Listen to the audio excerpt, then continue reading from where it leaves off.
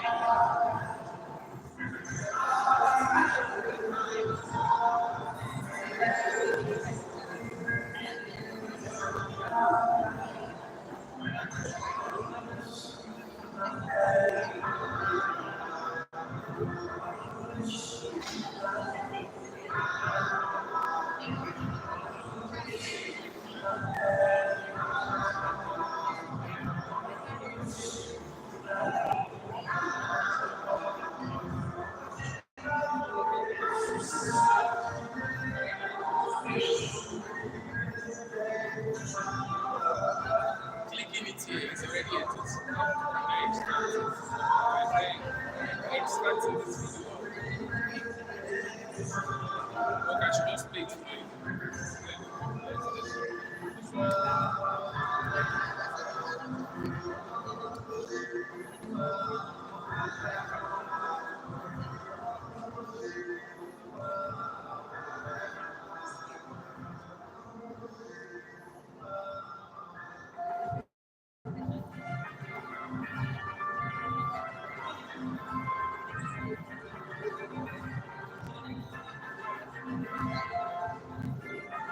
No need to extract it.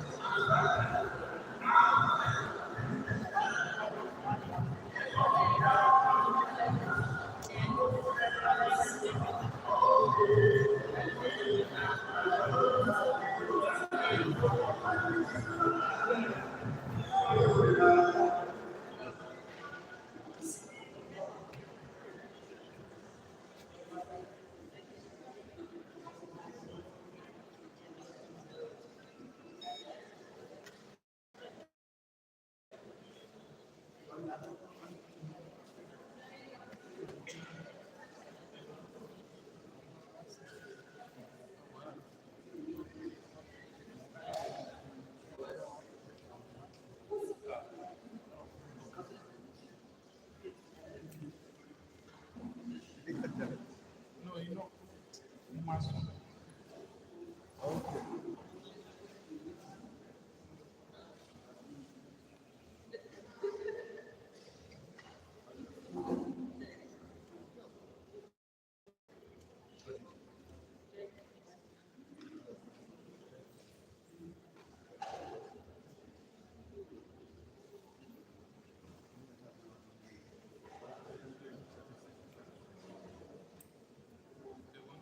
Good morning, ladies and gentlemen.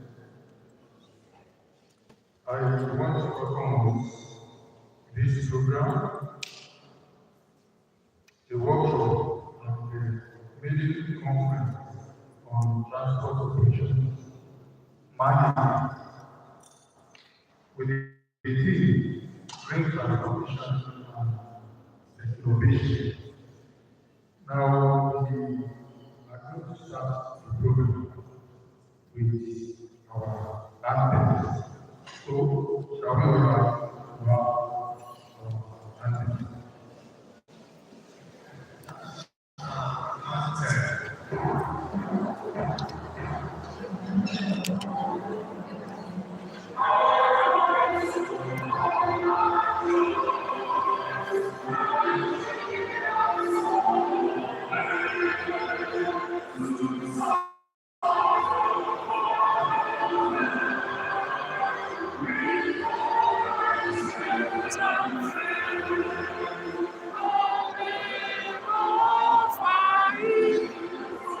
Shall never be to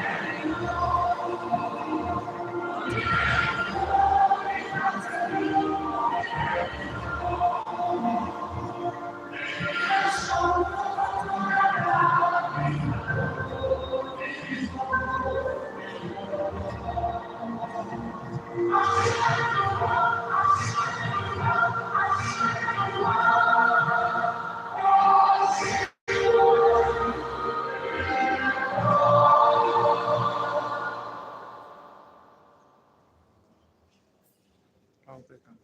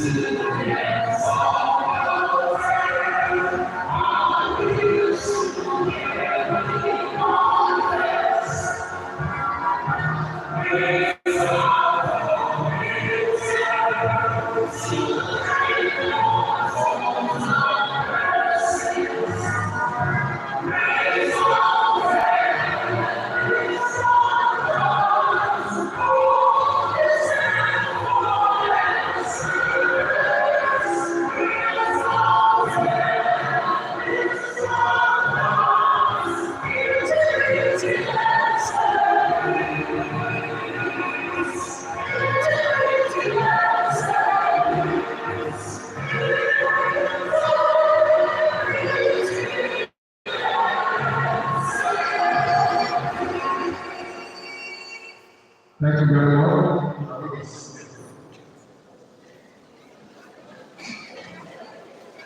Once again, I want to welcome you to this workshop meeting conference on transport operations.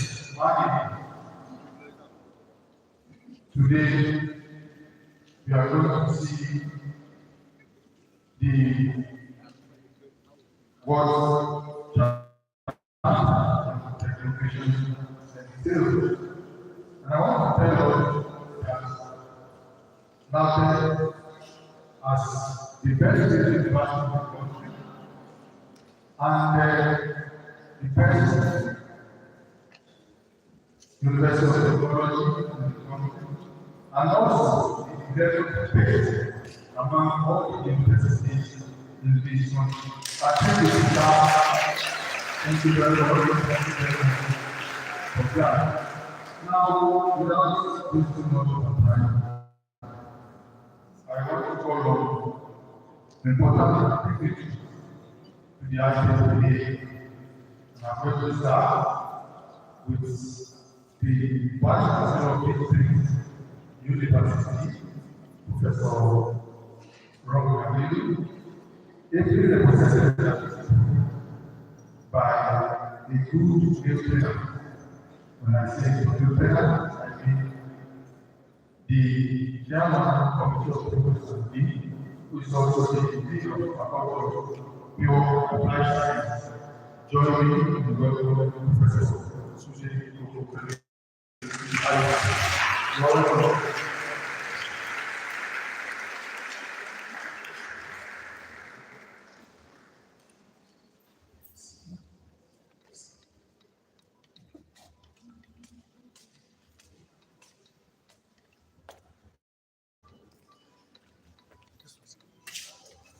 Thank you very much.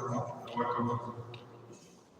Also, to join the VCO, I think we have to invite the dean of that very faculty, Dr. Mani, Professor Abiola.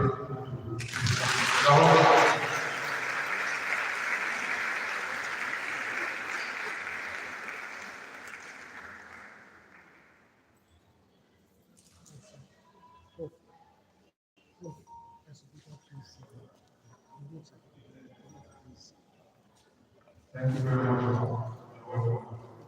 Also, to join them, I have the honor to call on the dean of environmental science, Professor Omar.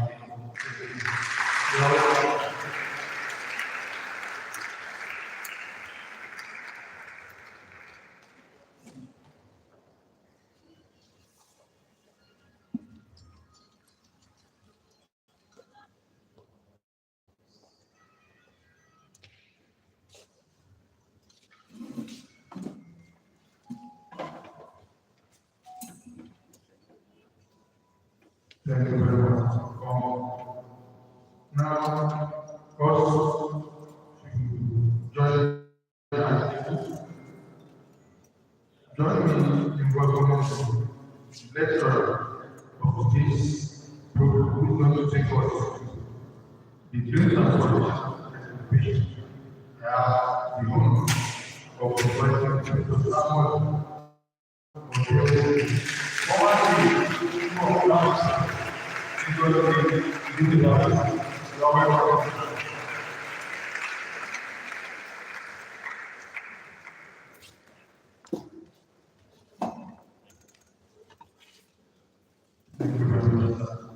also the title I have the honor of Professor Joel,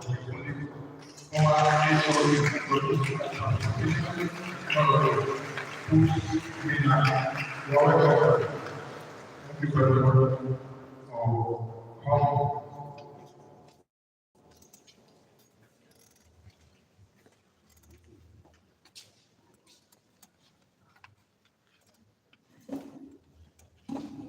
Also join them tonight. I want to call on the head of Nato.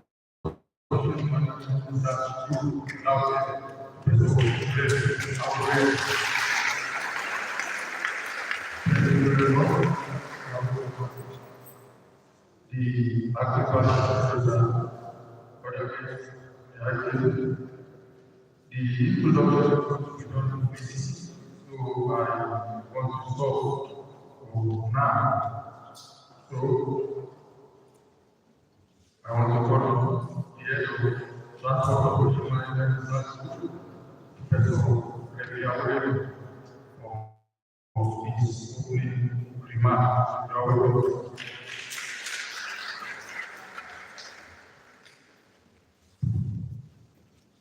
Good morning. Represented by Professor Tunde. My dean, Professor Jola, Dean Faculty of Environmental Sciences, Professor Obagi. Lecturers of today, Professor Samuel Dewey and Professor Joy Chekonde. Ladies and gentlemen, honorable Julie and Dr. I have the honor and privilege to welcome you to the second option of activity transport operations management center. Workshop has enabled us to tackle more technically contemporary issues that are germane to transportation progression. The theme of this year's program, Green Transportation and Technovation in Nigeria. This is justifiably so considering the inadequate nature of the transport system in general and public transportation in particular. Mode of transportation, air and sea are not in the basics. The land transport is bedecked with many problems. The rail is struggling to survive, take a share of passengers and knowledge in transport systems. The air transport is faced with many problems related to affordability of fare, viability of city or airport, as well as cost of aircraft fleet and spare parts and maintenance. It is unfortunate that many states or many state capitals in Nigeria have so much to contribute to national development, but they cannot afford to have flights coming daily into this series. In fact, we are pleased to note that green transportation or eco-friendly vehicle is a road motor vehicle that produces less harmful effect towards the environment than comparable conventional internal combustion engine, which runs on gasoline or fossil diesel, or one that uses certain alternative fuel. Alternative fuel is a non-conventional and advanced fuel that contains any materials or substance that can be used as fuel, which is usually cheaper. Looking at transportation at the city level today, there is the research group who work with authority at state and local government level to develop a comprehensive, efficient, and affordable public transportation system that supports the economy and enables city residents to move about easily, safely, and reliably. I will therefore call on all transport authorities, agencies, and parastatals throughout the country to ensure that the issue of public transport sustainable is taken seriously, and that this is integrated with land use of the streets in all time.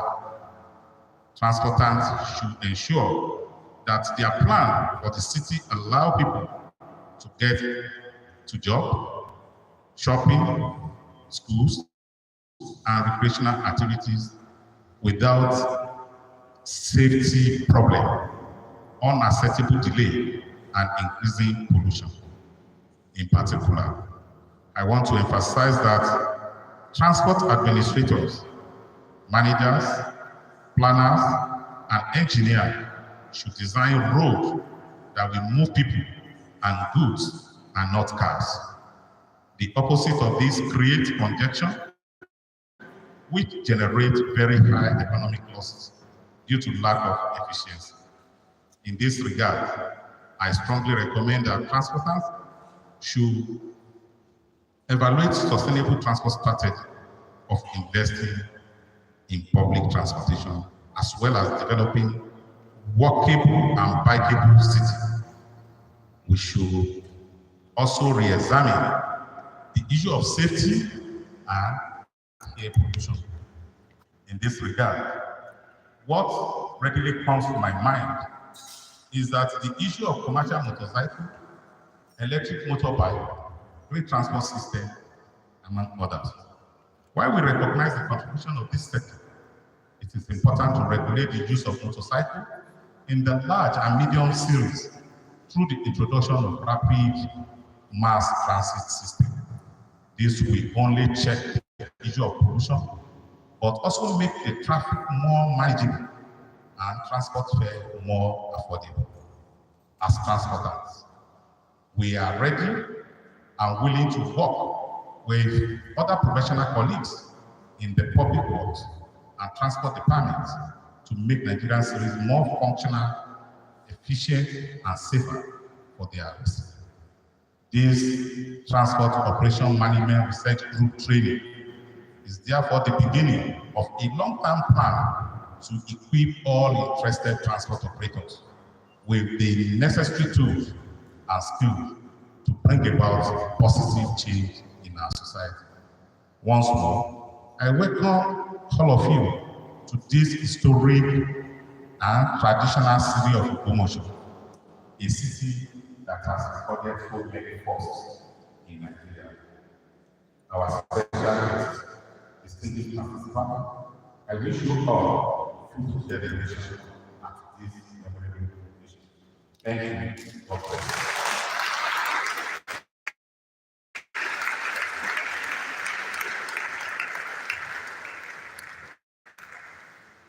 Thank you very much, sir, for that beautiful opening remarks.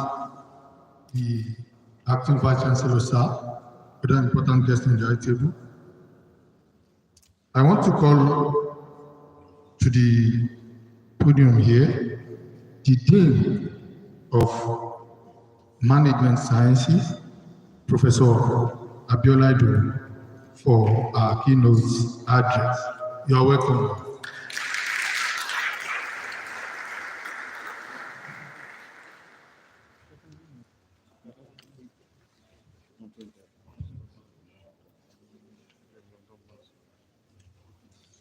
Good morning, everybody. I want to start my message in Portugal. It is truly an honor to stand before you today as the chief host of this meeting conference and second edition of the Transport Operation Management Research Group workshop with the team bringing transportation and tech innovation. Our gathering here represents the crucial of the reality between the land and the time, as well as the perception of innovation, sustainability, and progress as we collectively strive towards a cleaner and more sustainable future within the transport sector of our dear Nigeria and the world at large. I would like to extend a warm welcome to all the participants, experts, and enthusiasts who are joining us from various corners of the world, both in person and online, to share their insights and contribute to the discourse on the future of transportation and technology. As we embark on this journey over the next 3 days, we find we will find ourselves at a pivotal moment in history. The present challenges of climate change and environmental degradation demand that we imagine the way we approach transportation and technology. I'm proud to say at this juncture that our team, Transport Operation Management Research Group, stand at the forefront of this revolution, working tirelessly to develop solutions that not only address the urgent need for sustainability, but also push the boundaries of what is possible. Today, we are not just here to discuss ideas, we are shaping the future. Considering the areas of team on which project innovation have been presented here, having the potential to transform the way we move, communicate, and interact with the world around us. Whether it is advancement in electric vehicles, sustainability infrastructure, or cutting-edge innovation, each contribution will play a vital role in building a more environmentally conscious and technologically advanced society. I encourage all of you to actively engage in discussions, exchange ideas, and foster collaboration that can drive real-world impact. The challenges we face are complex, but by working together, we can unlock new possibilities and create a legacy that future generations will thank us. Let us take this moment as a brighter in our tomorrow. On the side end of this conference, I encourage you to take the opportunity to have a good interaction with our university environment. Our Amala is one of the best all over the world. The topography of our campus is second to none, and our human resources are top-notch. That is why we are the best state university in Nigeria. Thank you all for your dedication, passion, and commitment to the cause of green transportation and technology innovation. Let the media impact ahead. Thank you and welcome.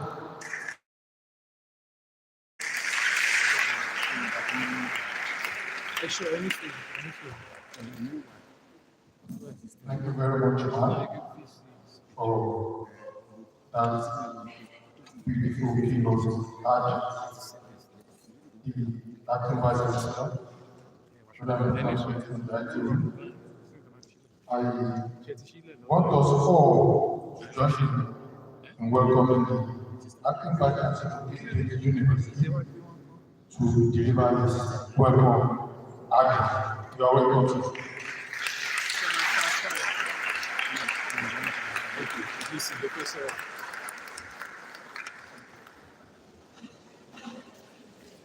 Let us pray.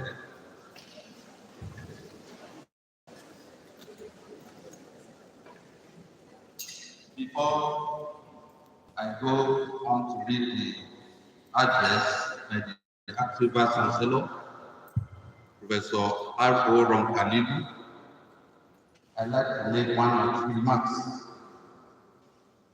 I must say that I'm very delighted to be here today at the festival because my coming here today is according to their view on a particular organization continually battling ways that have troubled my mind and body. And that is the transport technology in those days, where you want to travel from here to Lagos, get there in the next 2 minutes. Young bus Ghana, and this is technology that defies all boundaries.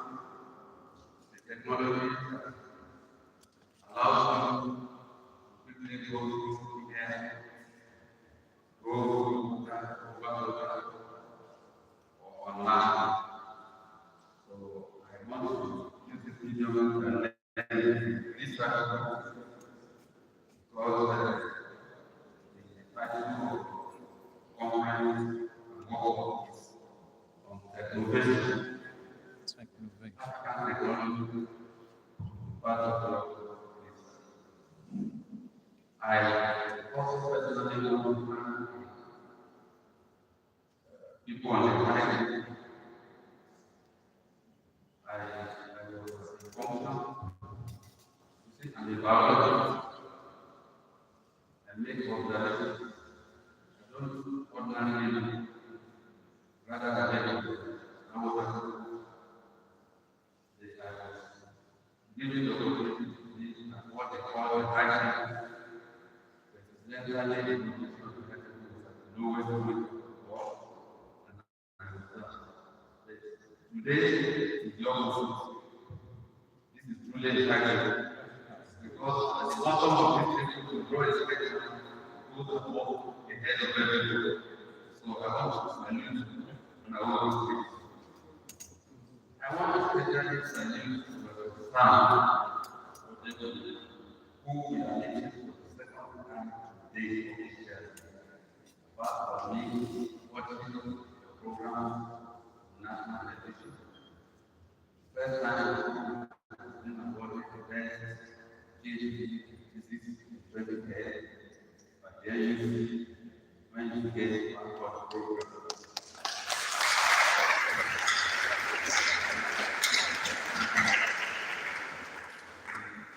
Second time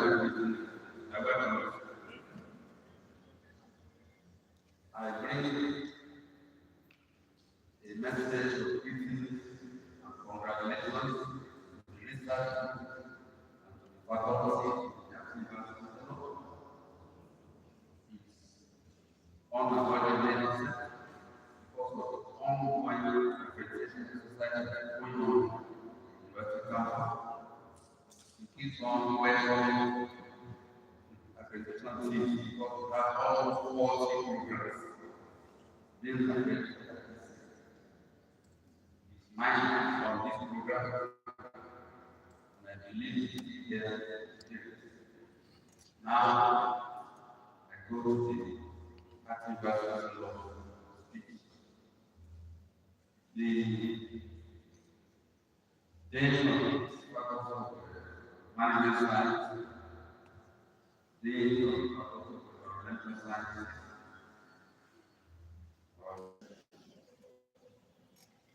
I also salute the esteemed guests, distinguished scholars, honorable participants, all here, ladies and gentlemen. I'm deeply honored to welcome you all to the International Conference on Green Transportation and Technology, hosted by the National Transportation Management Department. As the acting Vice Chancellor of this esteemed university, it is my pleasure to extend a warm greeting to each and every one of you who has gathered here to delve into the critical discussions surrounding green transportation and technology. Our world is at the crossroads, facing challenges that demand innovative and sustainable solutions. Today, we come together to explore and emphasize the significance of green transportation, not only on a global scale, but specifically in the context of its impact on the economy. Nigeria, like many other nations, stands at the neighbor of progress and environmental responsibility, and it is our duty to shape a future where economic growth goes hand in hand with ecological sustainability. Transportation is the lifeblood of every private economy, and as we discuss the importance of green transportation, we must recognize its pivotal role in fostering economic development in Nigeria. The integration of eco-friendly modes of transportation not only reduces our carbon footprint, but also enhances the efficiency of our transport systems, thereby contributing to the increased productivity and economic stability. Sustainable transport is not just a choice, it is a necessity for the preservation of our planet. The environmental consequences of conventional transportation, marked by fossil combustion and emissions, have reached alarming levels. As responsible global citizens, it is imperative that we explore and implement alternative solutions that prioritize sustainability, reduce pollution, and mitigate the impact of climate change. Technology, the amalgamation of technology and innovation, plays a pivotal role in steering us towards a greener future. This conference provides a platform to discuss and showcase cutting-edge technologies and innovations that have the potential to revolutionize the landscape of transportation. From electric vehicles to smart infrastructure, our collective efforts will usher in an era where transportation aligns with the principles of environmental conservation. Ladies and gentlemen, I encourage each of you to actively participate in the discussion, share your insights, and forge collaborations that will propel us towards more sustainable future. The knowledge and expertise gathered in this forum have the potential to influence policies, shape industries, and inspire change on a global scale. In conclusion, I extend my heartfelt gratitude to the organizing committee, sponsors, speakers, and all the attendees for their commitment to cause a green transportation and technology. Let this conference be a beacon of inspiration and a catalyst for transformative action as we strive to build a future where economic prosperity coexists harmoniously with environmental stewardship. On this note, ladies and gentlemen, on behalf of the acting Vice Chancellor of the best university in Nigeria, Professor R.O. Rom Alilu, I hereby declare the second workshop and meeting conference on transport operations management 2023 open.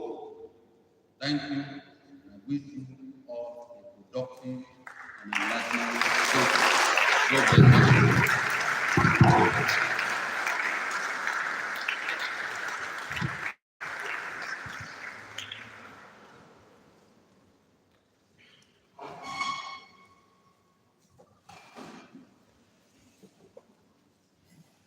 Thank you very much, sir,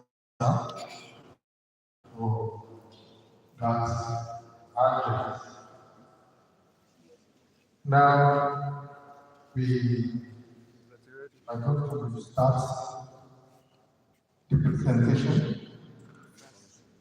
And to read the citation of the first speaker, I have the pleasure in inviting Dr.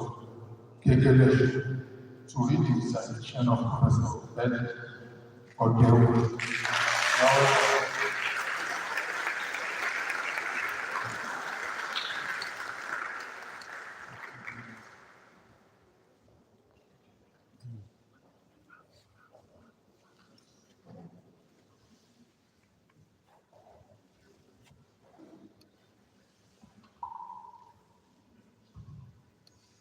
I am a training of reading the citation of Professor Odewo.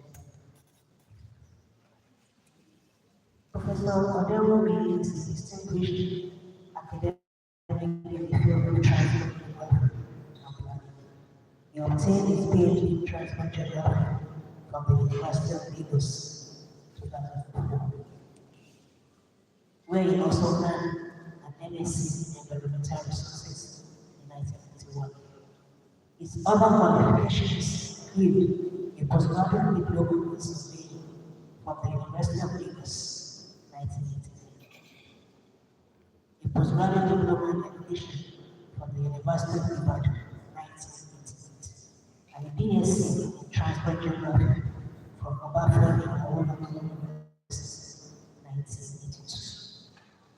Professor Odewo has over 35 years of teaching experience at various institutions, including Lagos State University, where he attained the rank of professor in 2015. He teaches a range of undergraduates and postgraduate courses in transport planning, urban geography, research methods, and logistics. His research interests include transportation modeling, urban transport, solid waste management, and environmental impact assessment. Professor Odewo has an extensive record of academic publications, including over 30 articles in peer-reviewed journals, 25 chapters in books, and several technical reports. He has supervised numerous undergraduates, masters, and doctoral dissertations.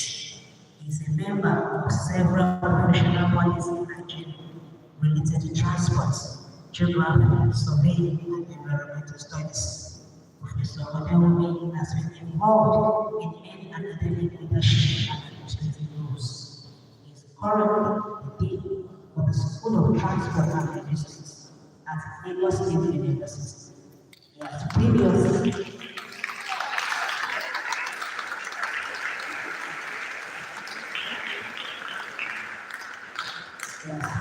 served as head of department, sub-dean, postgraduate coordinator, and held memberships of various university committees. He has also taken on consultancy projects for international agencies like the World Bank, UNESCO, and UNDP, as well as for the Nigerian government. Ladies and gentlemen, I present you.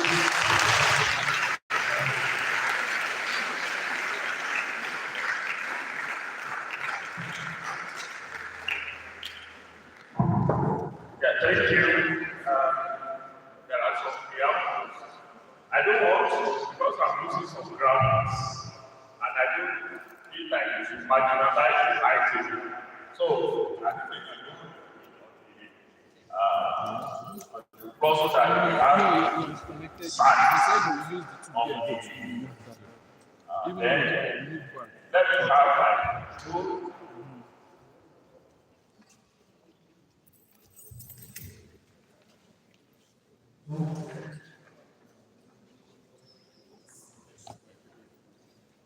Ẹgbẹ́ pé ọjọ́ mi yìí kúrò.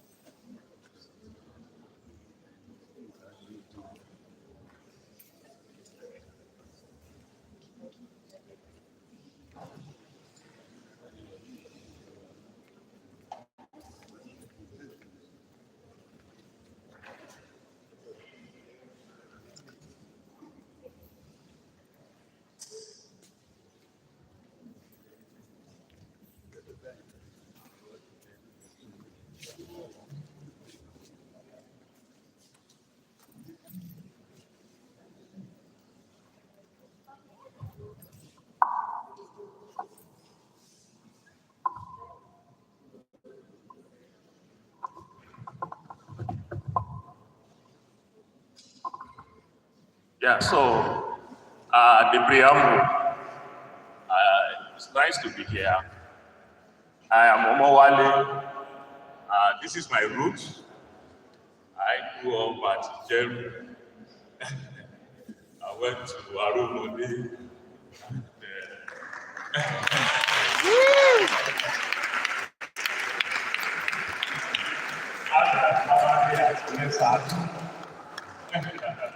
So, currently bringing people, and we normally say that when you want a monkey that wants to climb a tree, and you now tell him that the staff of his father-in-law is on top of the good tree, you know he will be so glad to jump up and get his staff. Oh, getting up is not my problem, it's how to drag it back. Because something really good to enjoy. And I'm proud also of what Mountain has become. But also, when the managerial issue between us and Oyo was going, because I had my hair in Osun, I was in the basis of that time. We were just establishing union Osun, and myself with other people. We gave them way to go. We had a long time that the best is certificate that that when you are planning the university of this nature, there will be problems. Even when they do not receive university, they have. So it's my top big. That was a drop as at that time. And you are sad, very sad. Some of us who took the paper to like how to go about. So I'm happy you are back in the I'm trying to be one because you are not here as the best university, and those challenges made you drop. Lecturers were resigning and were receiving as the dean of Lagos State University applications from LAUTECH.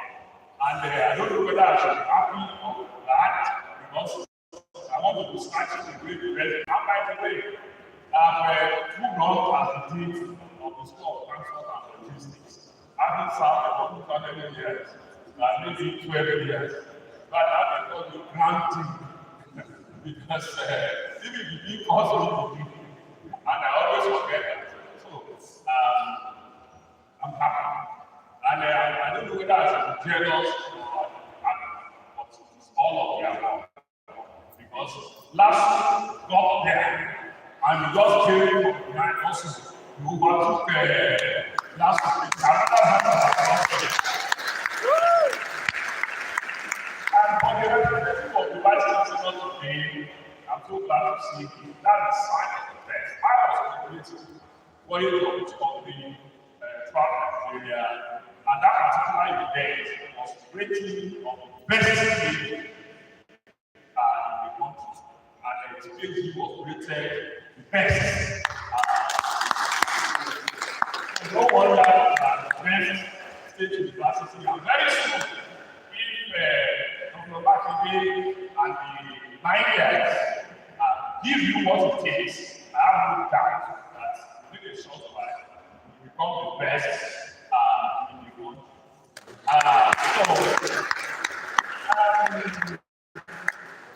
On Canada, that is the new transport, the old research, and we, for our end, no matter how old you are, some people come up with things that we want to come because what they have done is set up a research, and that is the best thing because it's not tied to the it's not tied to the end of the partner, it's a research.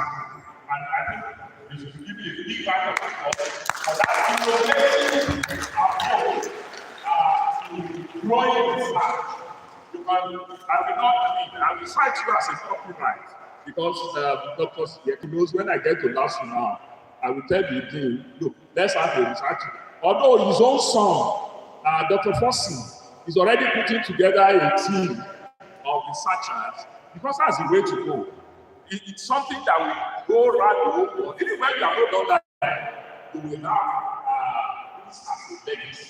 Because what is this? Why are we not gone far? We are not researching. So we are not researching. And that is the essence of the when we research all our food, all our all our, we will not be where we are. So, and I think the generation of new scholars will enjoy that. So that's my program. As part of the program,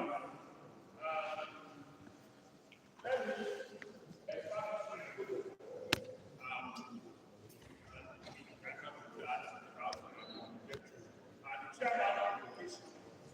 and I have a teacher's voice. I'm not worried about the mic. I can handle. So, Professor Rob Ali and the representative that came today, and Dean of Faculty of Molecular Sciences, Professor Dean of Environmental, that is already included in this thing. So, I recognize you. The host team leader, Professor Awore, I recognize you. The co-speaker, and we have met several times, the basic leader, Professor J. And all the local organizing committees, we are part of what we are doing, that is to go for our transport. Distinguished participants, gentlemen of the press, and ladies and gentlemen, down. So we are really but what we are doing, we are on to, what I intend to do is, that is the presentation outline. The TECHNOVATION, green technology, I will explain the concept of it. For instance, TECHNOVATION actually started as a concept to train young girls. And green means anything that you are doing that is environmentally friendly. So, and because we are transporters, it is when all transport modes and systems that are environmentally friendly must confess there are some aspects of transportation that are environmentally injurious. And the whole world has been getting at us, transporters, and saying, you are the one, you are disturbing the ozone layer with your aeroplane, you are disturbing the ocean with your waste product and oil spillages from the ships, you are disturbing the road with your tankers and trailers, you are disturbing the rail, you are disturbing this, you are disturbing the forest. Unfortunately, as somebody say, we are transporters and we are indispensable. That's the problem. So we really have to look at how to make it environmentally friendly. Because you may not need a doctor if you are looking for a year or two. You may not need what is it? Lawyer. A lawyer. A lawyer. That's what people have never really needed a lawyer. Now, you may never need any police. But every day you need transport for mobility. So that's why I say we are indispensable. If indeed transport kills you, it is transport that will take you to where you are going to be buried. That was saying transportation is from moon, from here to the tomb, where you are buried. You are all involved in transportation. In fact, if I go back, transportation is where our parents do some injections. I mean, people, they want and they are able to do more. Even in coming to the world, you go through transportation pipeline, and that is all so important that it's the way to go.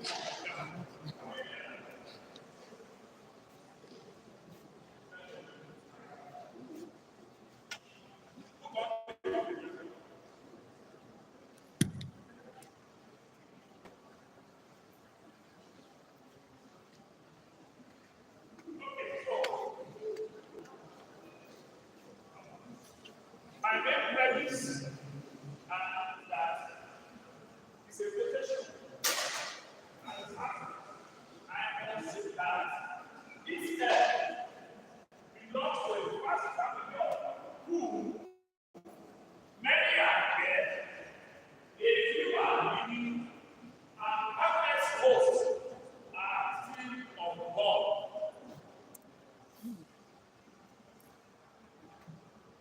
Now, as I said, we start with green transportation.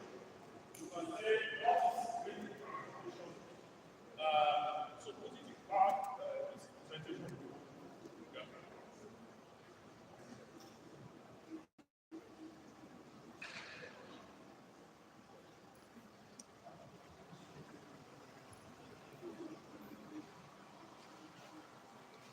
Okay, that's the position.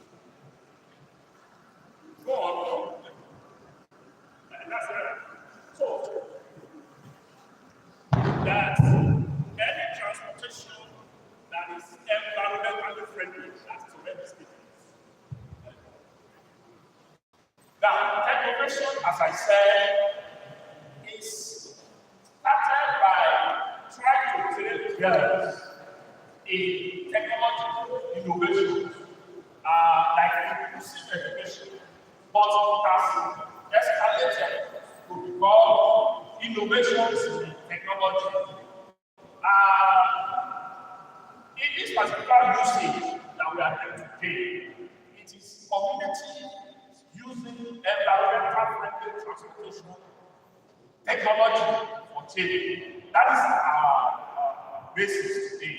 Now, technological advancement in this paper, we listed all the revolutions, industrial revolution that has taken place. Where it was the industrial revolution using steam engine, then when we go to manufacturing electricity, third revolution when we start to revolution is smart technology. That is where we are today. Introduction of technology advancement and development. The place of technology development, I will not say that. This is just for completion. technology in development, in fact, is the engine. Because very, I say unto you, and don't be bothered, and this is a universal technology. Technology will take over 90% of the job human beings are doing. I said, don't let your heart be troubled, because we will find time for other things. We will find time to relax a bit more, and to think a bit more, and to make it more spiritual in the world. But the drudgery of mankind will be taken away by technology. And so, don't be part of those fundamentals that it will generate unemployment. That is not true. It is just taking employment from one end to the other. Because of this change, that is why we constantly have to be thinking. It's taking job from those who are using their brain to those who are using their brain. Those who are using their brain will no longer be relevant. So it is your duty to join the generations that will be relevant. And the change you cannot stop, because the language is either you walk or you are drowned. Find a way to join, and I'm happy, as I said, this is the University of Technology. So you're already at an advantage to ensure that you join the front line of those that will be rewarded. Because technology will continue to punish those who rely on their strength, because technology will substitute that. But those who use their brain, there's no way. Machines can become human, although there are some attempts. So, everybody is transportation of course. That's the essence of what we discuss today. And transport and development, he has enumerated some of it. Transportation is everything, it's indispensable. You can't, you see, we keep telling this government, telling programs that I attend that it is quite dark. You increase fuel price, only one thing happened. The price of transportation went up. So if you are smart, you address that very issue to make life easy for everybody. Because that's the only thing that went wrong. You now started distributing rice. Was it that you was not rising? You started distributing whatever you call pandemic. That is stupid thing. I will say it several times. Address what caused the transportation. The transportation went up. Therefore, the prices of everything went up. So address transportation.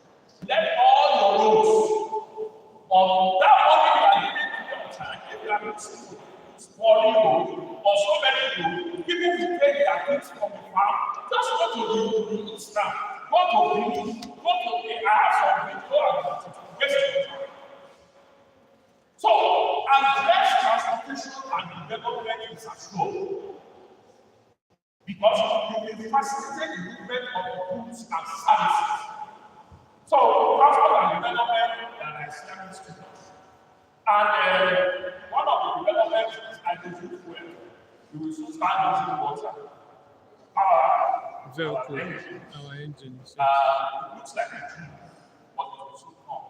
It's a long, when people have this paper, I want you to look at evolution of transportation technology in the modes, maritime, road, rail, air.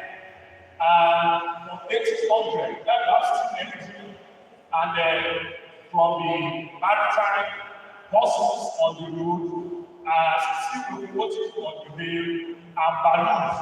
So if I take you today, air automation of operations are fine. Self-driving vehicles will start the track there, and drones.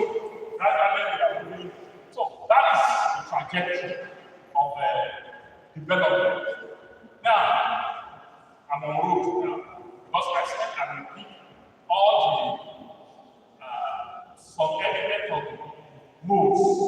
have five. We have road, rail, air, water, and pipeline.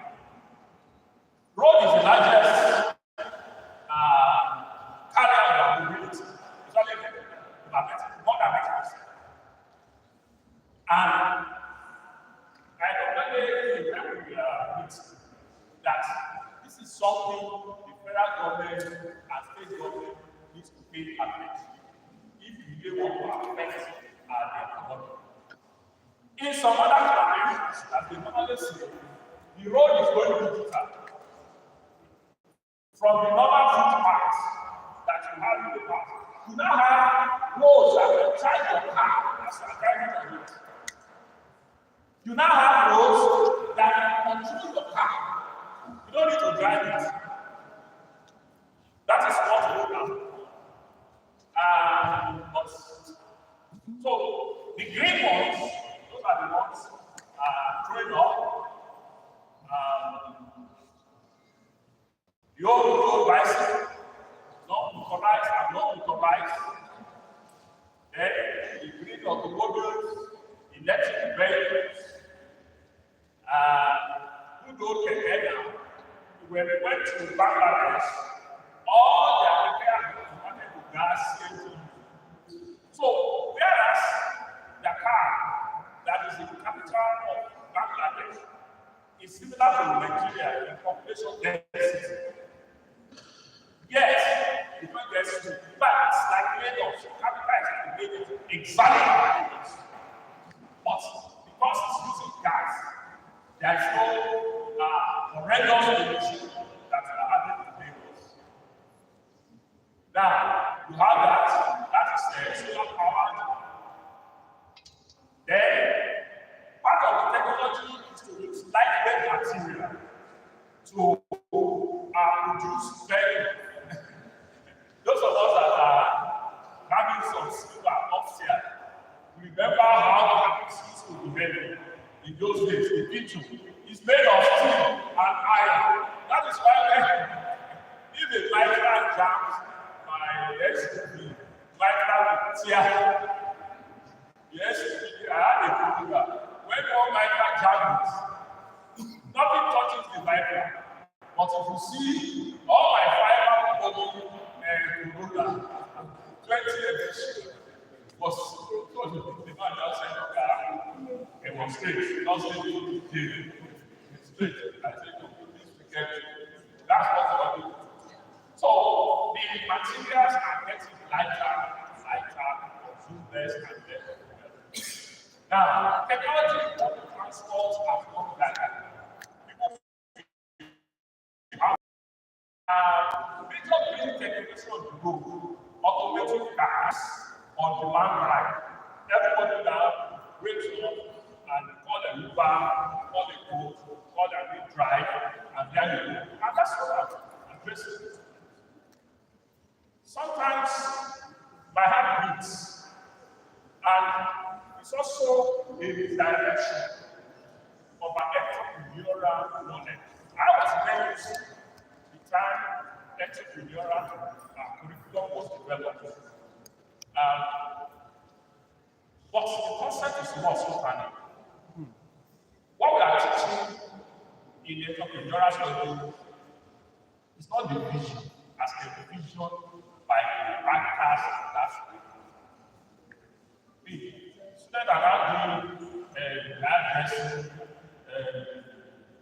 banking of the face, body filming of the nose, tailoring. Those are skills. Entrepreneurship is not skill. You don't need to have it. That company does not know how to make cement. That company does not know how to make road. It is that concept that will weave into the head of our citizens. And in that curriculum, they are using what they are doing as just an illustration of what they can, entrepreneurs they can develop that is related to their subject of study. But what I see, I have stopped teaching on it because it is already known in the news just that they are taking things on the plate of NUC now. They can't attack that one now. But it's already established that we have lost our direction on entrepreneurial studies.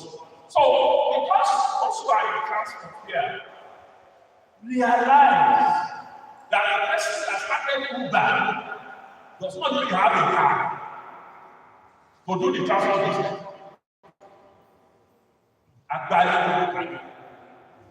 People who have cars, maybe do something that just get to them, and the person who is looking for a car will get, the person who is looking for a buyer, and they will pay you for linking them. It's just an intermediary. That is the value that entrepreneurship is expected to build in you. Why do you try to do that? If you want to do still, why not the medical colleges? Where you will have it better. And you will have it when you are younger.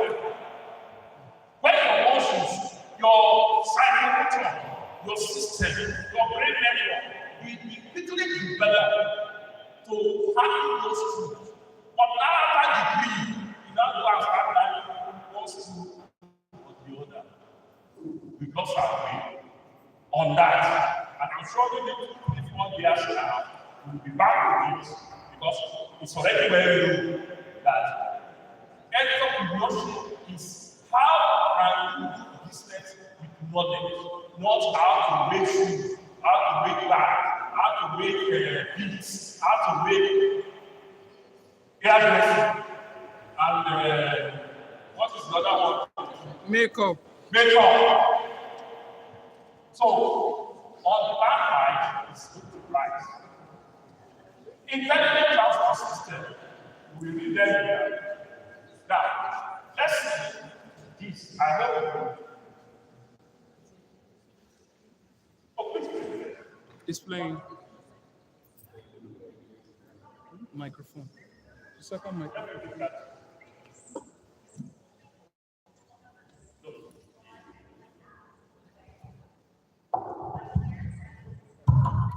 Now, this is the latest skill, the entrepreneurial skill, or technology innovation that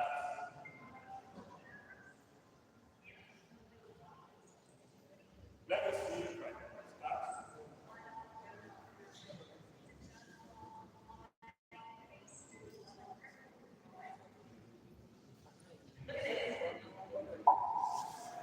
Okay, something there's no driver. This is fully autonomous ride-hailing apps for Waymo. I'm very excited to go. Let me show you how it works. There's three basic technology. Up here, you've got LiDAR, okay, and that see up to 3 football fields away. Then you have cameras. Here, the little white ones when they get dirty, and you have radar, camera. It's a Jaguar I-8 fully electric, alright? Now, you ready? We're gonna unlock. And then come out.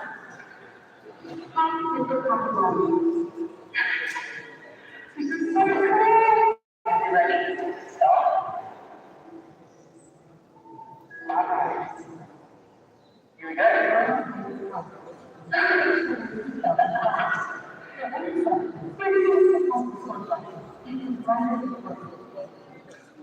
They are tested with no driver over 1 time. And in that time, they will be able to minor acts and Waymo has not been at fault. No injuries whatsoever. These are simple as way. It's almost nothing of that sort. So here it is, these are people, sevens. Look, we're now just stopping people. Wow. Okay, moving vehicles and stopping vehicles are great. Now, no vehicles. And then you play on the light signals, the temperature. You set this, then the car will know every time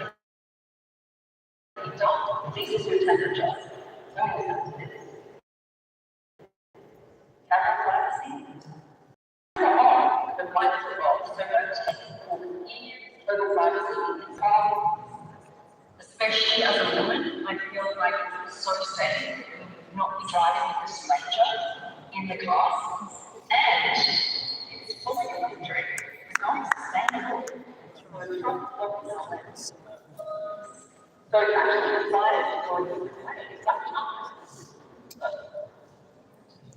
you can currently hail a Waymo car in Sarasota, in San Francisco area, but if you're coming from there in Austin, Texas, so you can download the app and notify you when it's live. And look, if you write the other smell, you're going to identify the car, and it's not fine as SC, and you can change the color on the roof. Alright, so you find someone saying you off. You're here. Please make sure it's clear on the light. There we go. Emergency. I wasn't even see that far. That's crazy.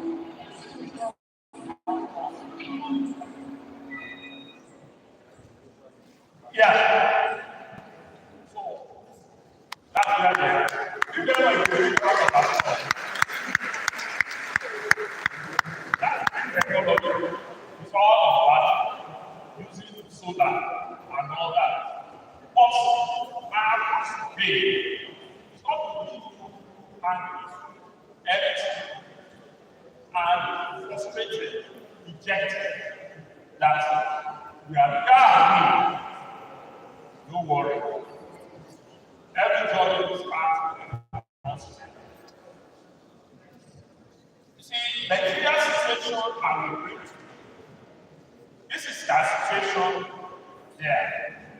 But this is our own situation now.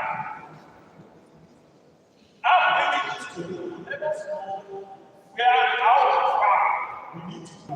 But that is not to make us despondent.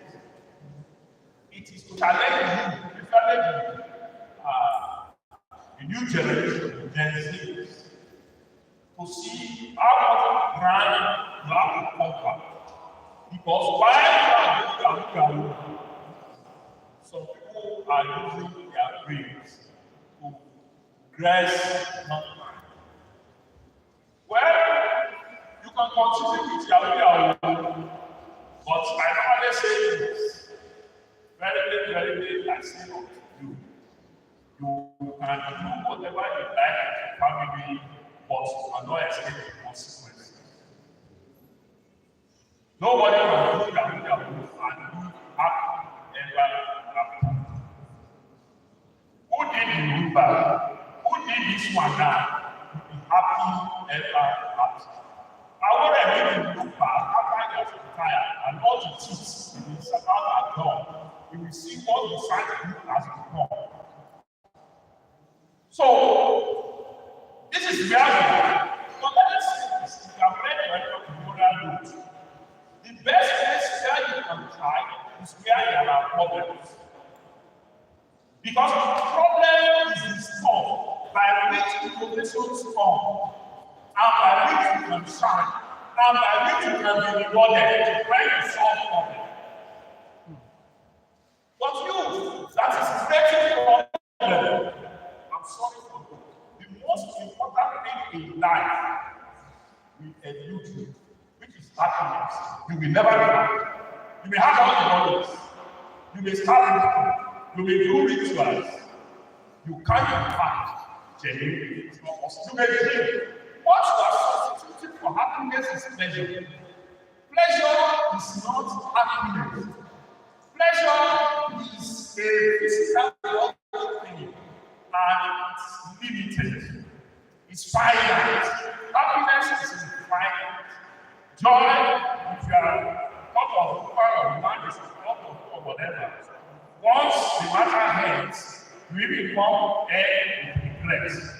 If it is food, you have regret. If it is alcohol, pleasure, you have regret. The only thing you don't have regret is when you do positive things to advance mankind and solve problems. Because as you are sitting in your life, some people are solving that issue. And you are using creative problem and you think you have where you have some problems. So the data of the ethical rules is there. 44,000 kilometers, 30,000 states, about 30,000 federal, but 129,000 local. The local government that cannot do is having both. That's another distraction people are that. These are our road network. Mining land. So that is your taking. 90% carrier of people and property is on the road. Therefore, it is have 90% attention. For now, we have no technology on our road. But we are relying on the road. And we are already on this cycle. We produce, because any innovation that comes from elsewhere and does not embed in the whole system, it's not likely to last. Then, what will we do? Let us focus on what should be done. First of all, we need a roadmap, a plan of how our road will be developed. What we are doing is we are going through categories. Whether it will be governor, it will be road to his village, road to his house, local government will do the same thing. I've never seen so plan to be used without the road from one point to another. It's not good. They are coming from the water. The road is good to the Romeo. It's not good to it's good down there to the Roma, but it's not good to Google as small as we need a plan. If you become local government, you don't know the answers of it. That's the first thing. Then we need an authority, a road authority, to be in charge of this 90% plan. Meanwhile, it's carrying about 2% of our building. Sorry, 2% water. But it has Meanwhile, Nigerian Government Authority, it has PASWA, Lagos State Local Authority, it has the NASA, the National Maritime Safety Agency. Water, rail, that is carrying about 2-3%, has Nigerian Railway Authority. Aviation has two authorities, the Civil Aviation and MSAA. But road has nothing. So we need to develop a way not only to construct roads, but maintain. Constructing things is only one part. The capacity to maintain. See our buildings, see our schools.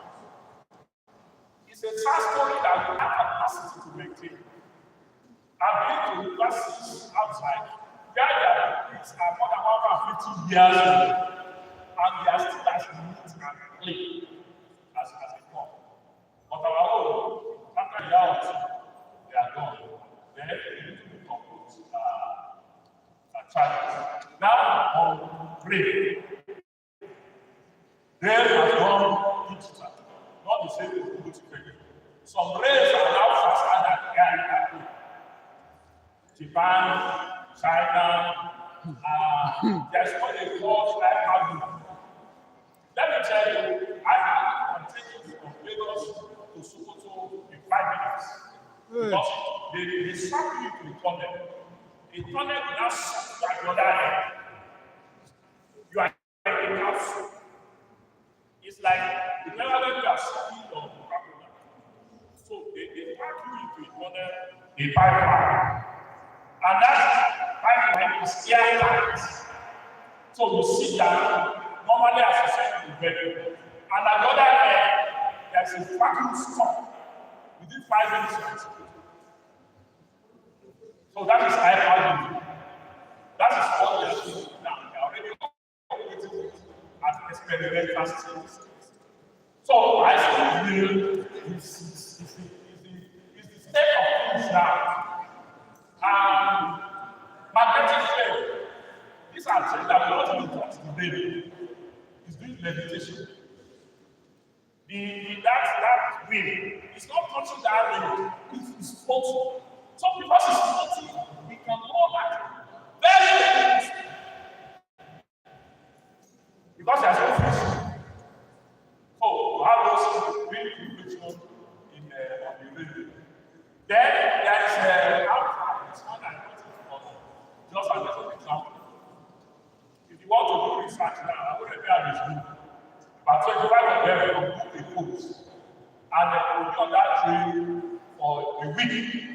doing your writing, you want to sleep, you want to do everything. It's for research.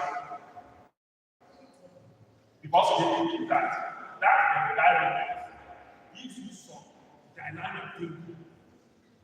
Now, yes, this particular one that you are seeing is a rail that constructs its own rail line.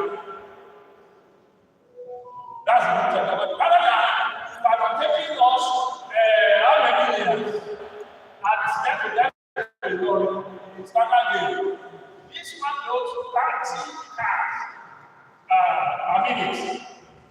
And if you do 5,000 per day, that is the distance so that in 3 days, if you make a rail between Ondo and Bomosu, constructing his own rail. And I just want to waste your time. The link that is there, if you click it, you will see how it is doing. Then, back. I have to bring you back. Where are you? Where I want to find you. Yaba. Standard gauge, the one is 60 meters. February, Lagos, Ibadan. That is the network. For passengers, you have intercity within the city. Lagos has that. And maybe about 8,000 every day. That's intercity. Lagos, that is standard in the whole narrow gauge. But see that area has been suspended. See, I under that made operation. And let me say, rail is the dump of freight transportation. And look at that level, most of it suspended because of security or lack of it. That is very good. I will come back to it in my technical. So, intercity, the data is there. That is intercity. That is Lagos.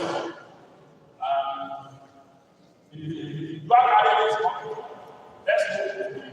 Although Lagos has now had what new line, which is carrying from Marina to buy to get it, but only God knows. So current trade operations, we have industrial fleet that is running industrial goods, flour mills, bonded terminal, container steel, fertilizer, and all that. But what is killing them is security. And if you don't take off the road to the rail, never be able to enjoy the road. Because they are not deciding that. But let us be happy for you. That is the Lagos Express. My remarks that should take away. Nigeria should complete 2 major actions.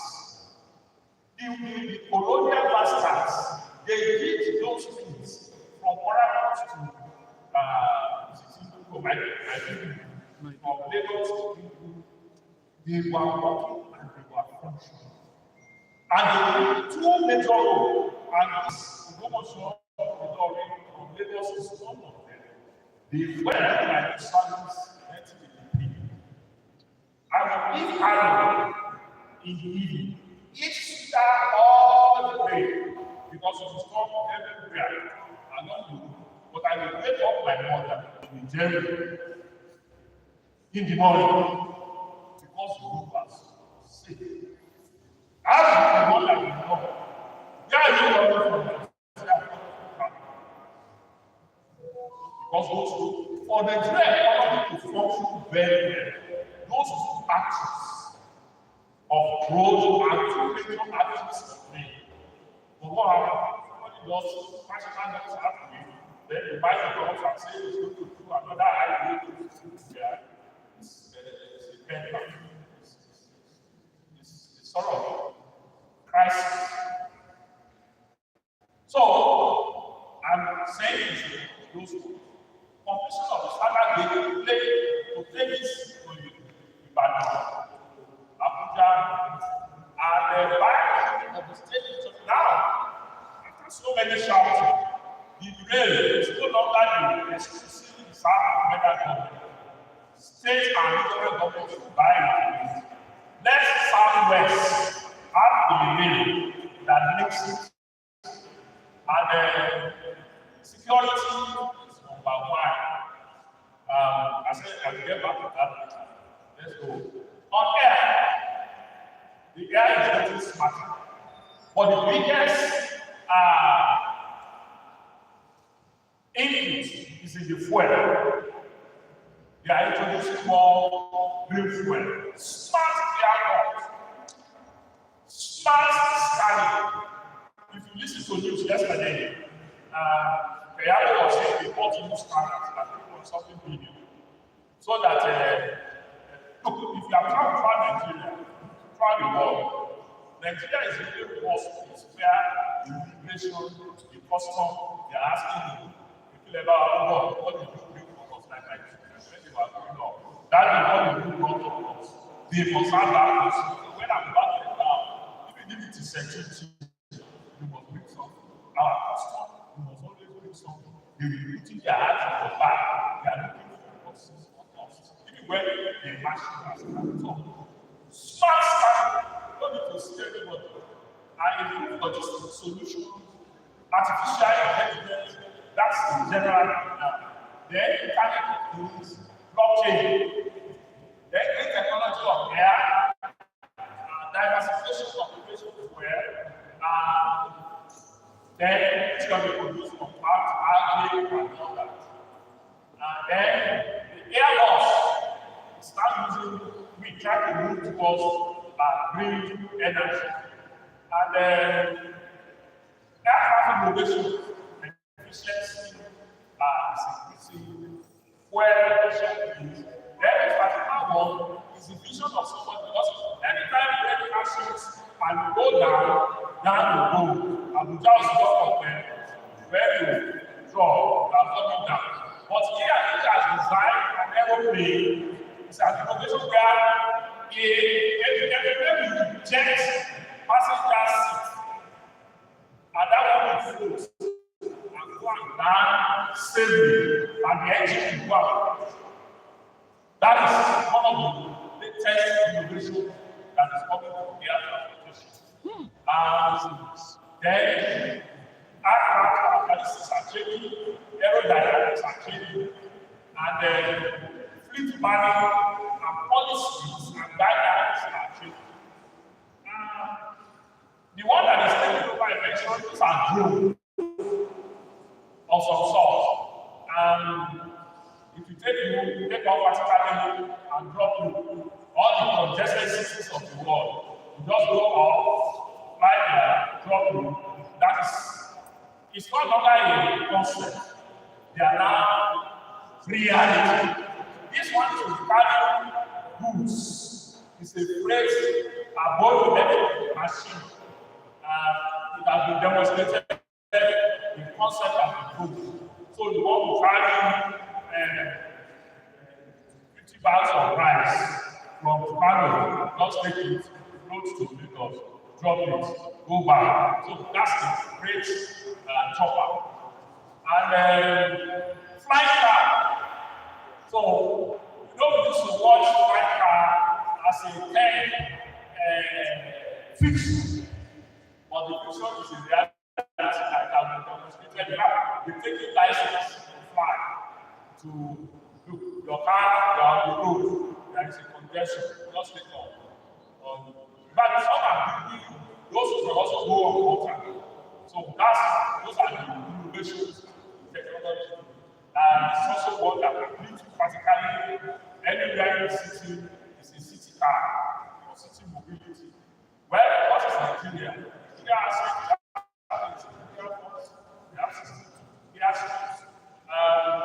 No technology exists now. But while I'm doing this particular slide, I have a student in master's level He was the GM of the system at the Kenya.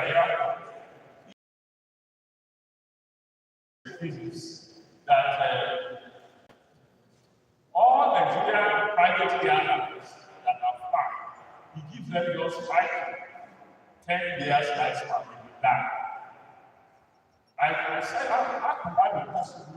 He said this about 10 years ago, 15 years ago, and I've observed. AGC went down.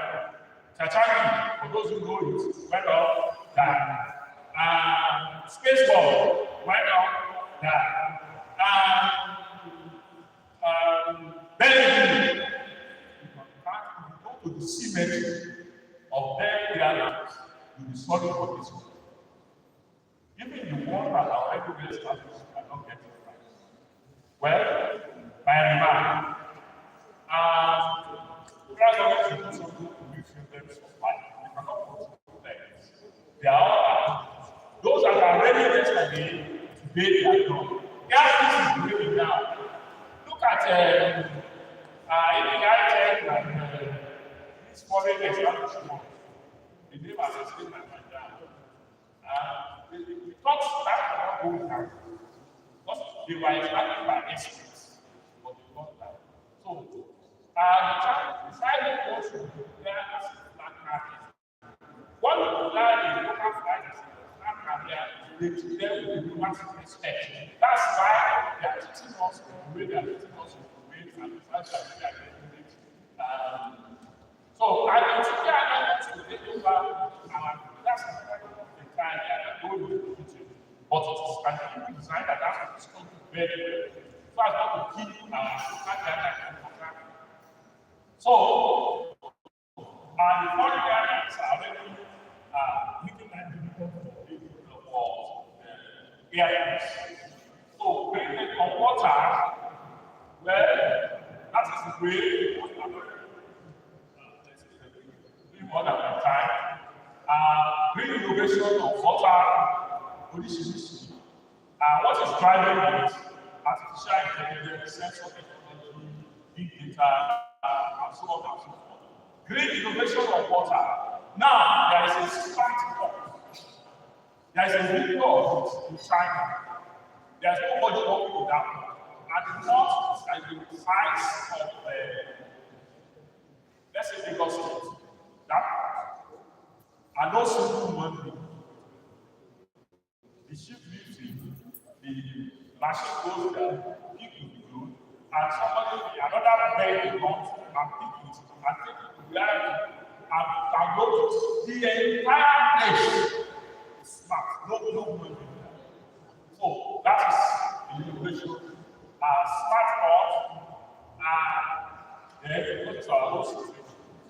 Like I said, and 74% of business of water takes place in Nigeria. Yes, it is Togo, Ghana, that is the kind of that.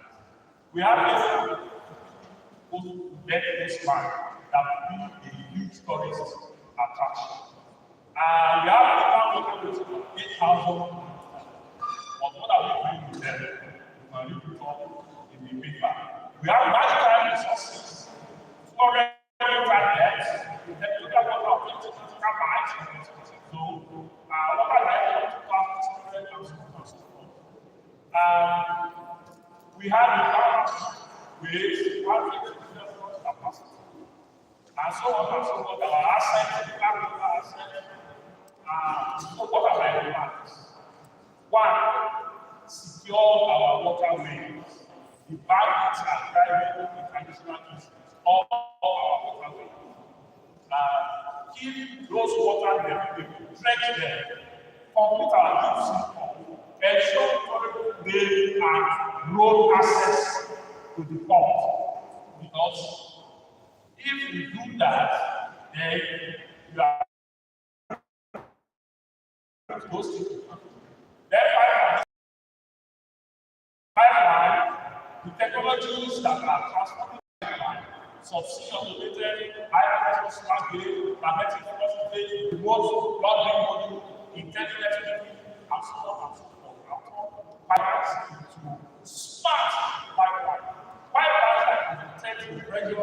and say, Lagos, somebody has busted you at so point. Come, will send somebody back as I'm talking. They are busting me at a distance between Ondo and Otoso. So please come, smart by the water. They sent all over the place. That's right. We have right assets and we stand with it. You can read it. The distance, western, and that's the entire shape. Then that's the western network of pipelines, and this is the eastern network of pipelines. All these pipelines are not functional. They are not functional because of who we are.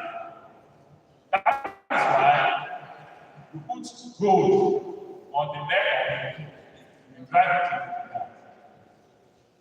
Our human value system is a huge challenge. It's not very that all of us are as my student used to sing. Gbogbo wa la lọ́wọ́ Gbogbo wa la lọ́wọ́ bẹ̀ bí Nàìjíríà ṣe dàrú. Gbogbo wa la lọ́wọ́ bẹ̀. Look, if the trailer chiefs on that road now, the poor people will not see how to help the person who's asking for food. It means the politicians are stealing according to the capacity of what they can steal. You poor people are stealing according to the capacity of what you can steal. They cannot continue that way. And you can only get leaders from people. So it is if there are 1,000, it is from us. That 10 leaders will not, and not the other way around. We are politicians, they are corrupt. So let us secure these pipeline that we are making. And I keep saying it at the national level, not digital, because we are not there yet. Use a see the miracle Tantuta did in Niger Delta. Tantuta is a security network of a former militant, a former bandit. That's the goal. He has been able to help us take our oil production export from 350,000 barrels per day to now 1.7 billion. 1.7 billion. Because we are able to drive those activities that are solved into the national pipeline and sucking those pipelines. So I am for using what you have to use OPC to protect them. Use the then all the farmers are on that line, pay less for this more to secure the pipeline and not their farm. Then produce material by the University of Technology, produce pipeline material that is cheap, that will be durable and environmental friendly. Now, what are the drivers bringing technology? The details are here. It is the internet, artificial intelligence, autonomous vehicles, blockchain technology, quantum computing, biomedical and diversification. Then, climatic event of other things. You see, the earth is telling us, say that you go, you people say we want this. By the time I bring fluky weather, when it rains, I will carry many of you away. When it is sun, I will scorch most of you. When it is wind, I will blow it. When it is city, I will not be rain. I just want to I will come to you. So what I have is venturing back. So green technological that is not a matter of academic concept. It is a need to address where humanity is now. If I go into the prediction of we will continue to live where we are living, but well, in the next 10 years, you will look at the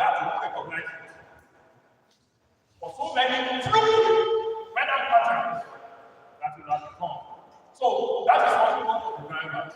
It is that people are now realizing this service is fighting back. Then because of that, everybody is talking about sustainability now. There is robotics, there is data analytics, virtual and augmented reality. These are topics that take place.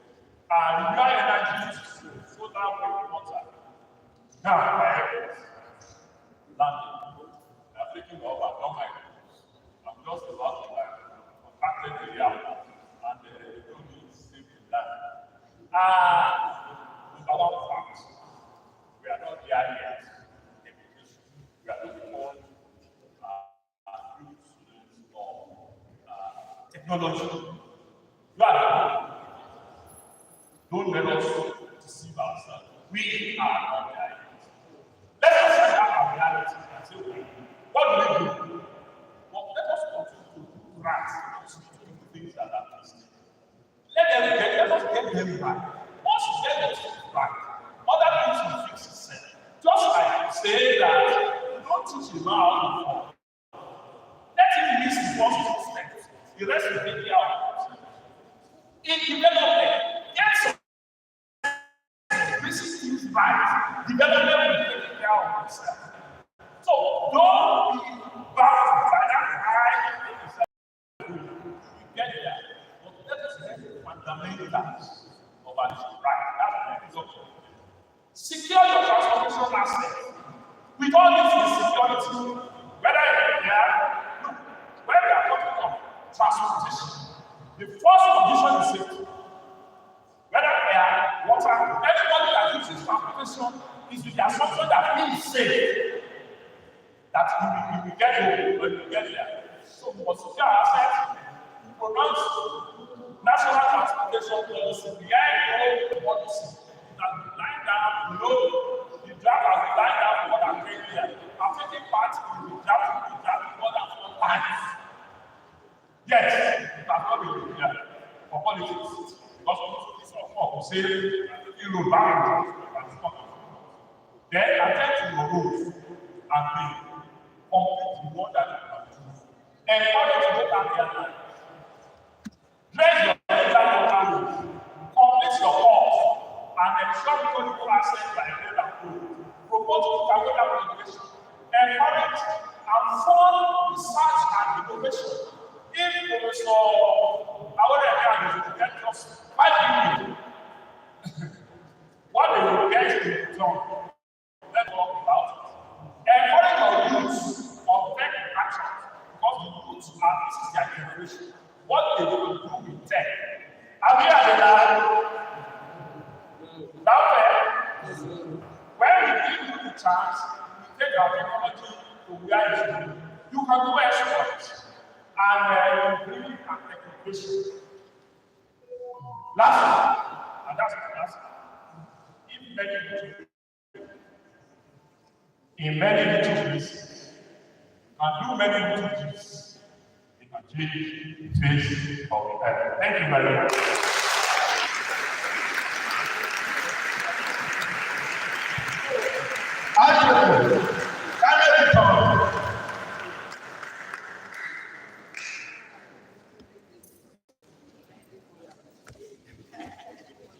Sorry, I told you, the activities.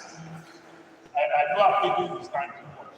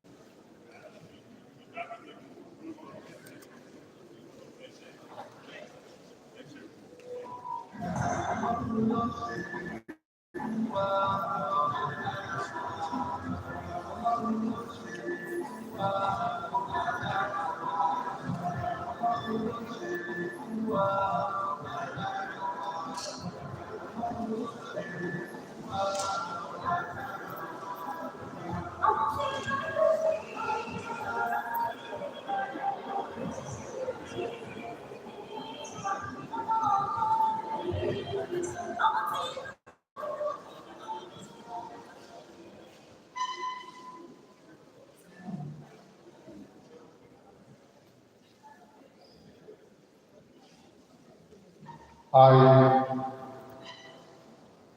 want to appreciate us for our patience and for the lecture this afternoon. Another round of applause for the lecturers. Thank you very much, yeah, for that presentation. Now we want to entertain questions, and the question is just going to be three questions. If you have questions, please come out.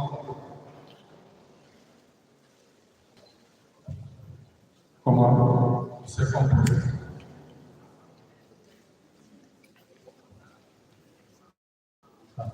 Three names, department. Thank you, sir, for the good presentation and the ecological one. I'm Dr. Mrs. Ike. I'm in the Department of Pure and Applied Biology, and I'm a plant ecologist. Dr. Mrs. Ike. Yeah, when you were talking, because I am so much interested in that climatic intervention for our other heart. If we misuse the environment, definitely we receive the consequence back. Now, we're talking about the smart technovation, and we cited the example of using robots. I know that robots can work more than human beings. The ethics that we cannot even undergo, the robot can undergo. So how can we categorize one as a green technovation? Because I know definitely that the robots will work where human beings are not fit to stay. That it is not safe for human beings to work. That the robots are working underneath the water and the water body, river body, and all the lights. So even on the railway, whatever. I just want to know how we can categorize it as green technology.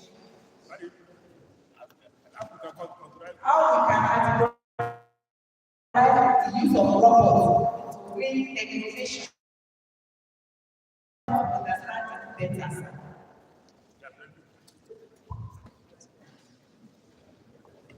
Thank you, sir. Yusuf Adwayo,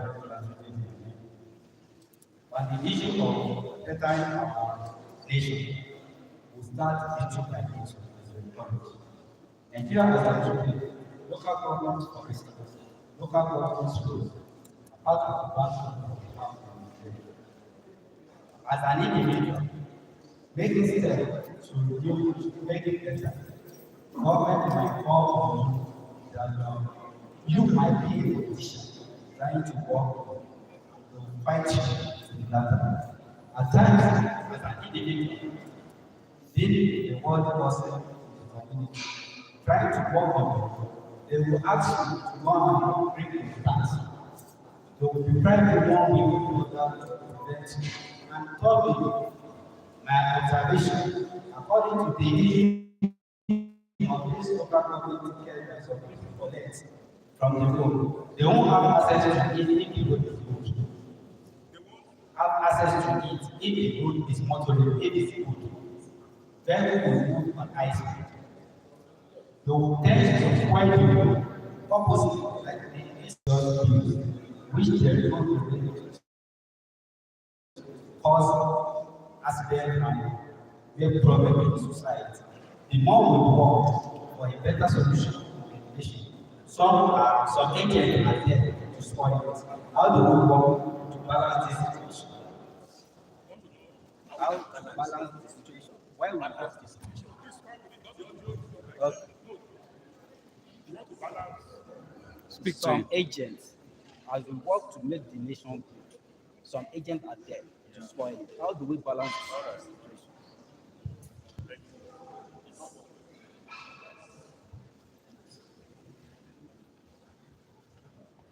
Thank you, guest lecturer. Your lecture was so impactful, and as a matter of fact, I have learned a lot of new things. I just want to ask, is there any relationship between train transportation and technovision with artificial intelligence system? Is there any relationship between this and artificial intelligence system? Why make Your three names, your department. My name is So, during the lecture, I was actually challenged with what is technologies of the autonomous vehicles. Way more. So, I want to ask that, even as a student, where can I actually start from? Even as a student, where can I start from to actually change this? Thank you.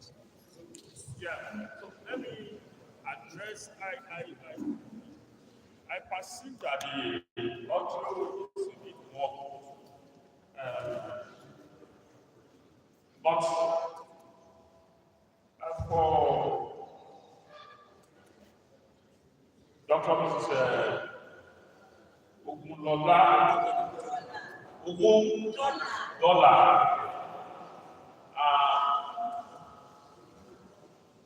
robots, the place of robots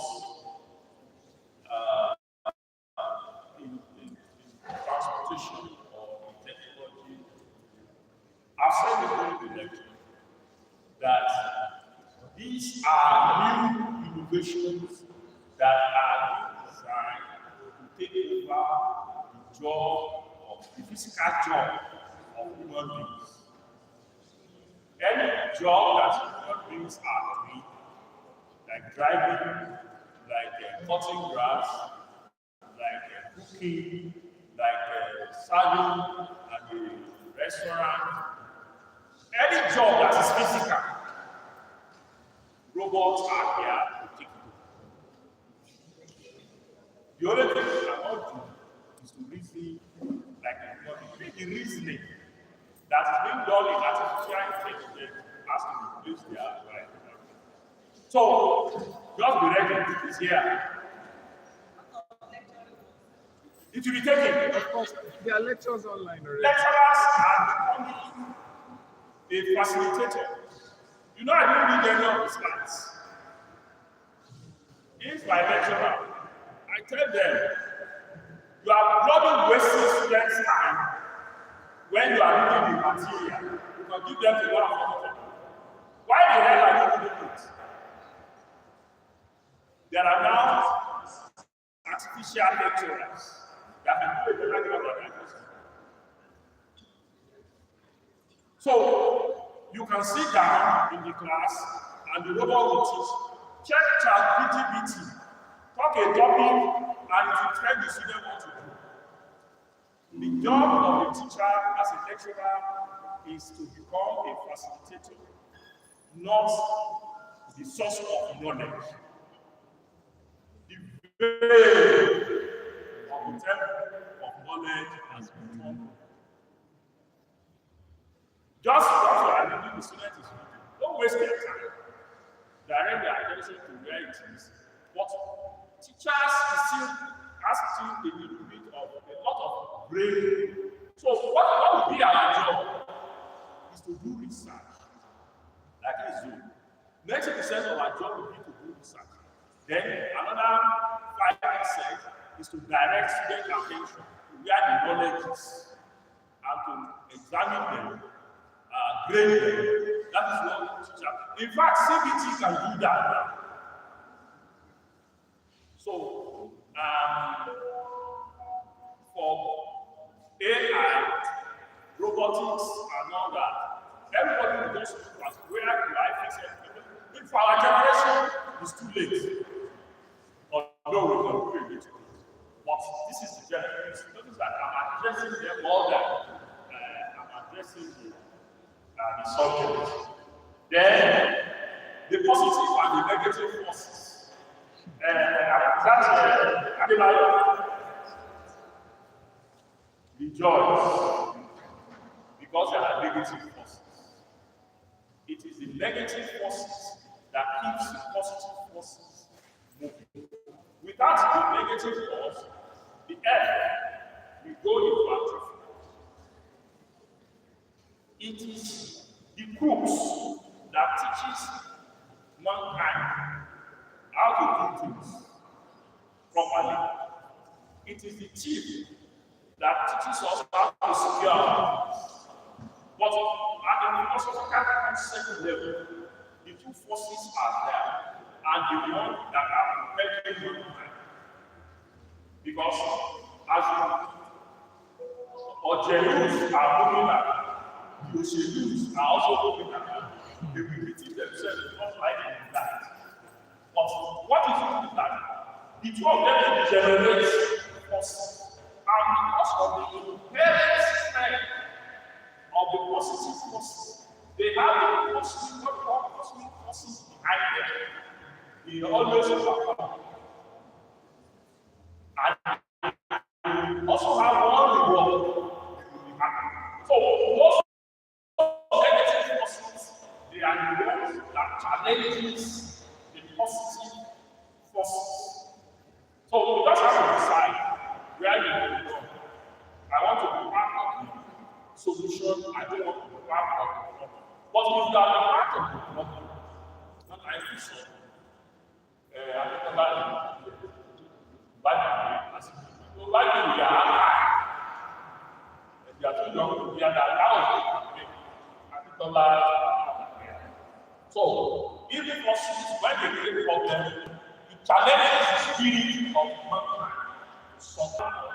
So just rejoice that they are creating problems, they give you opportunity to solve it and defeat them. And the last one is on green tech and AI. They are all related. Technovation is generally called for innovations in technology as used in tech. Now, what are the drivers? AI artificial intelligence is one of those that are driving the machine, driving the wheel, driving the air, driving. Now, 90% of their products are not flown by private. They don't see that.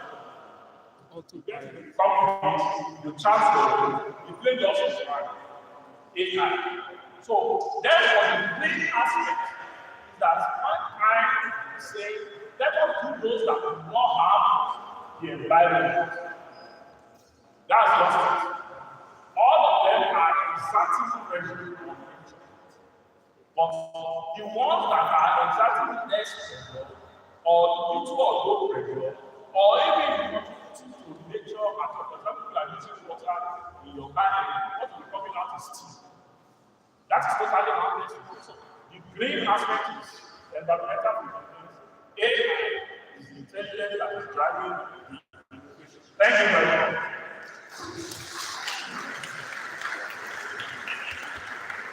Thank you, sir. We can still do more better for Professor S.G. Odewu because today we have learned a lot. Because green transportation and technovation, what robotics and all the rest can do has been outlined. Before I call the second presenter, I would like to quickly recognize Engineer Taiwo Umar Adedeji at TECHNOVATION Abuja. You are highly welcome, sir. And we appreciate you. Alhaji Salima Husseini, representative of Ijibu community. Thank you for coming. Honorable Monsieur Ajibade, Surulere local government. Thank you for coming.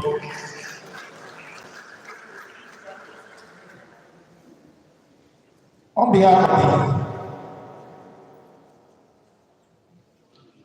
Transport Management Organization team, I have the privilege to call on the second presenter, Dr. I.A. Moses. Okay, Dr. J.A. Moses.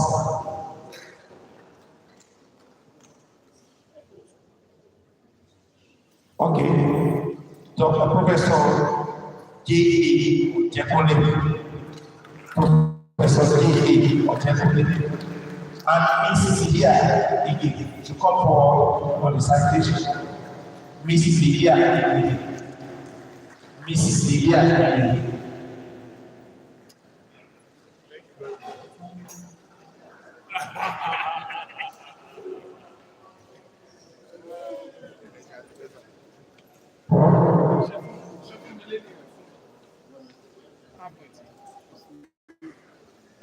Good morning. In protocol, with the citation of Professor Joe on the request that keep standing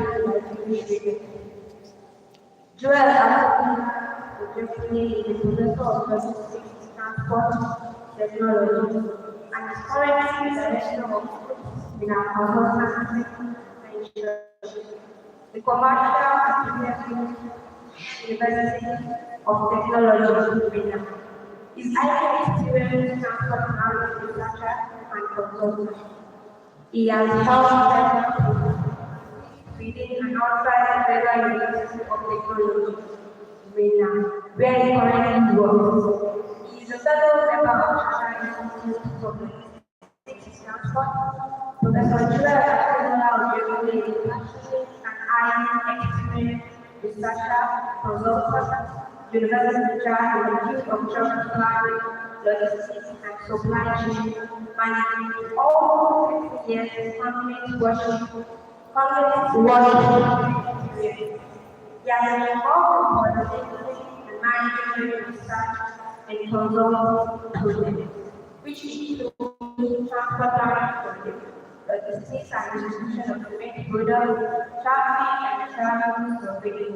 He has fully coordinated many business surveys for transport infrastructure design, rural mobility, and accessibility studies, development of regulatory framework for road transport operation, preparation of transport master plan policy document.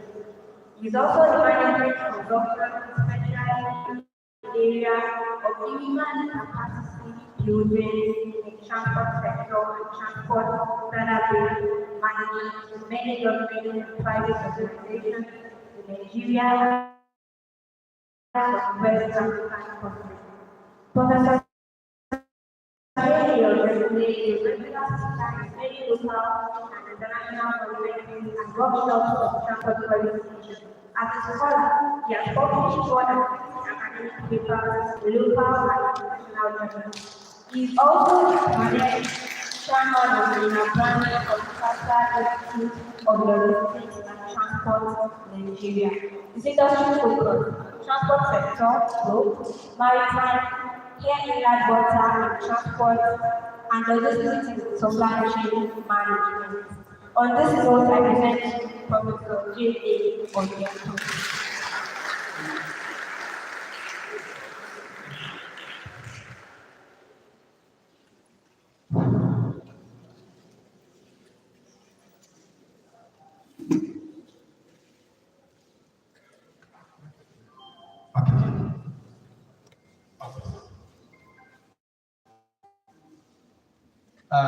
Good afternoon, everybody. I want to recognize my uncle who has just done his presentation now. When I came to the ITV, I said, "Sir, you have finished the job." I was just wondering what else am I going to say? But notwithstanding, I still have things to add to what the first speaker has said. I want to also thank the organizer of this program. I appreciate the privilege that has been given to me to come and speak to you on green transportation and technology, a viable option for sustainable development. As a preamble, let me do a little introduction of myself, apart from the profile that we made. Coincidentally, I'm also from this town. I'm also an Indian boy. I grew up in this town. I had my secondary school education here. I did my A level here. It was after my A level that I moved out of promotion. I had my first degree from University of Benin. I had my master from University of Ilorin, and I had my PhD from University of Ilorin. I have some other training outside the country. And I worked before I joined the university. I worked in the Nigerian Institute of Transport Technology for about 20 years before I later joined the university. Just close to 9 years now in the university system. So by the grace of God, I've been very close to the industry. I've worked as consultants, researchers before I fully joined the academics. So my approach to this lecture will be more of industry. What do I mean by this? I will try to be more very practical and simple, because I know that there are people from outside the university community who also want to be part of this. Now, when you're talking about modern transportation, like the first speaker has earlier said, modern transportation has transformed the world in a fast-speed, interconnected today, interconnected society. We cannot live without proper transportation in this day and in this day. For many reasons, which you have heard in the earlier presentation, you will realize that transportation is indispensable. And if you are looking about the sector where there have been a lot of technological changes, innovation, transport is one. You know that even the early days of transportation development, we only talk about transport and communication. So even the communication industry was an offspring of transportation. So you realize that the climate change is here, as I've been said earlier. And what has brought about the climate change? Transport is also part of the solution and also part of the problem. And so, one of the solutions to delay is inevitable is green transportation. So green transportation can take more along measures, other measures. It can also help us to cut down pollution while keeping the other accessibility that we need to live. So you realize that what is green transportation? Like I said, I'm going to encompass all the environmentally friendly mode of transportation. All roads. And in the first section, you are the first lecture address all roads. And you will see that we have to actually in practice to ensure that vehicles and other modes of transportation are environmental ready.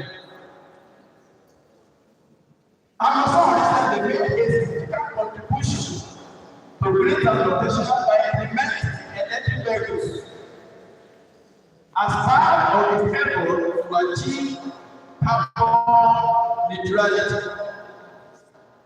We don't want to contribute to the carbon monoxide, carbon dioxide, which is a major problem to the ozone layer, and which has caused a lot of environmental hazards that we face in our world today. So transportation may differ slightly from one business to the other, but for transportation, our concern is how to develop a transport system that will no longer contribute to the global emissions, reducing the energy consumption and at the same time provide a safe environment for us to operate. Now the issue is that why are we discussing about green transportation and technology? What is it to? The transport industry is a major source of the world greenhouse gases, producing almost 30% of the world carbon emissions. So if you are identifying the major contributor to global emissions, transport is key, is one of them. So that means that if you are able to tackle and solve providing environmental transport system, then you will have been able to solve major part of the climate problem. So we are talking about transportation and innovation because we know that the moment we are able to solve the contribution of transport to the global emissions, we will have been able to solve a lot of problems. Now, the body of fossil fuel is a major contributor to man-made damage and is irreversible damage to the planet. Again, decarbonization in the transportation sector is a critical step if we must be rebuilding our planet. Clean air is the first step toward reducing the risk of future natural disasters that are caused by global warming. This is just past Saturday, 2 or 3 days ago. This is end of November. It rained in Mina. I've been in Mina now for about a week. It has never rained in the end of November. And I asked people at the beginning of the country, they said, yes, you have never experienced that is the impact of global warming. So green transportation options dramatically reduce carbon emissions for over 3 decades. And it has a potential also to bring the cost of transportation down. Again, if you look at per capita greenhouse gas emissions, taking the United States as an example, you will see that after electricity, the next contributor is transportation. So you can see why we are talking about green transportation and techno innovation.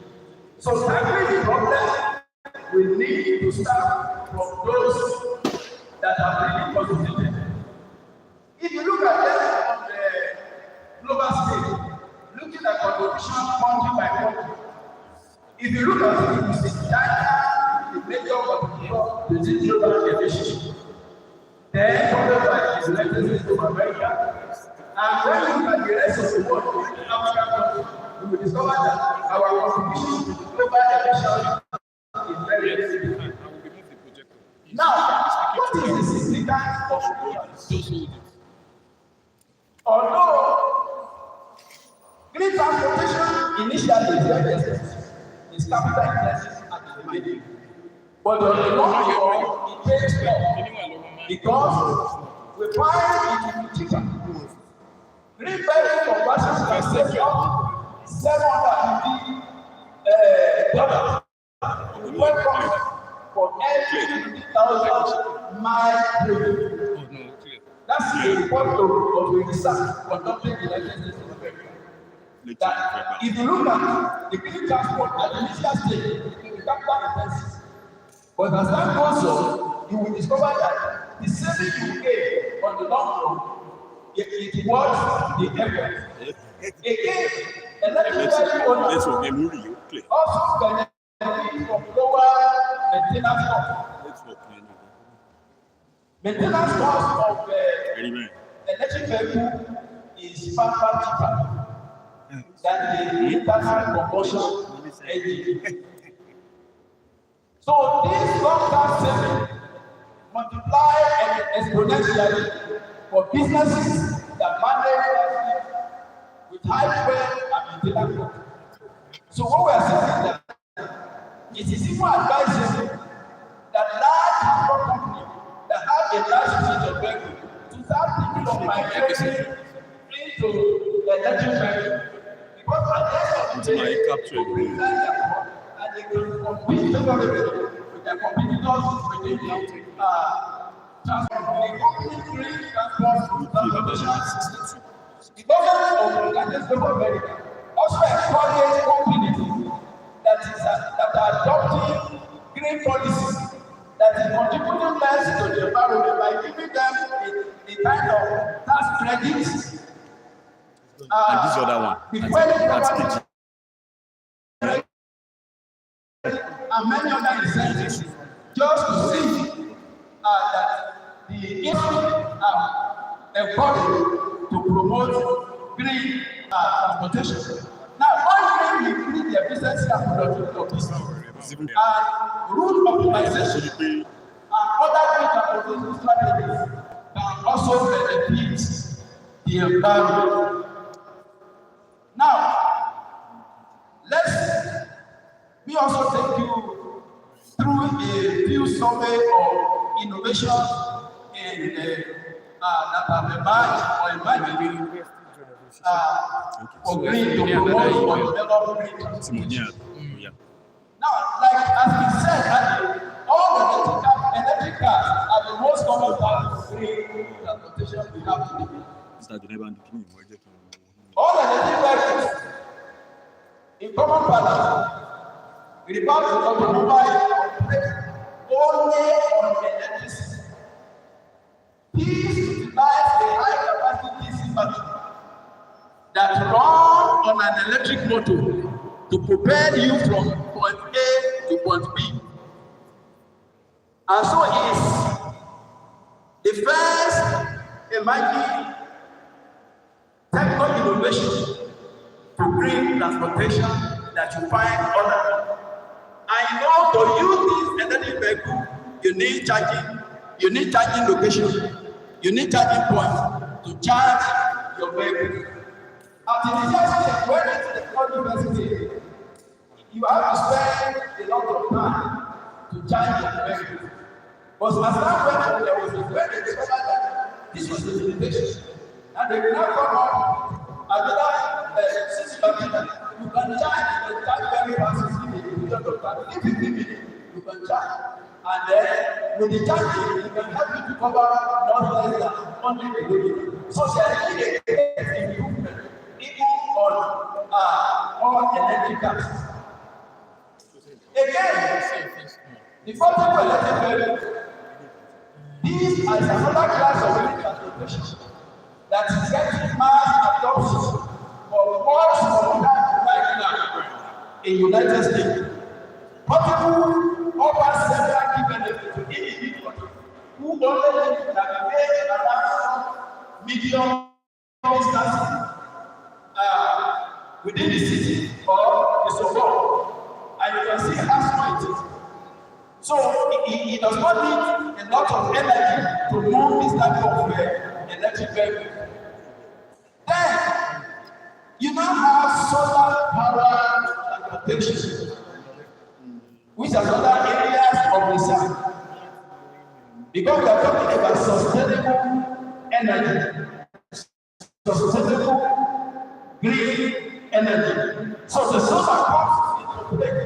Solar was considered as another option. So solar power transportation is still the experimental village. And at the moment, even then, that transportation should be more common in decades to come. But presently, even in Nigeria, there have been research efforts, there have been individual efforts to use solar energy to power transportation.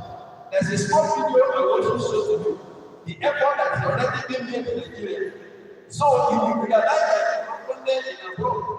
So all we need to do is to strategize to see that we also go in this direction.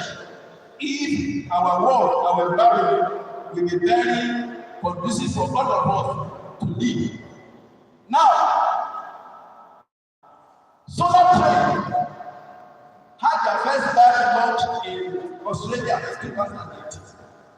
So we now have train that is using solar as major source of energy to power them. Solar car also among the most advanced vehicles to come out for experimental basis in many countries. Now, what about it? There's a lot of transport that we see not even to be attention to.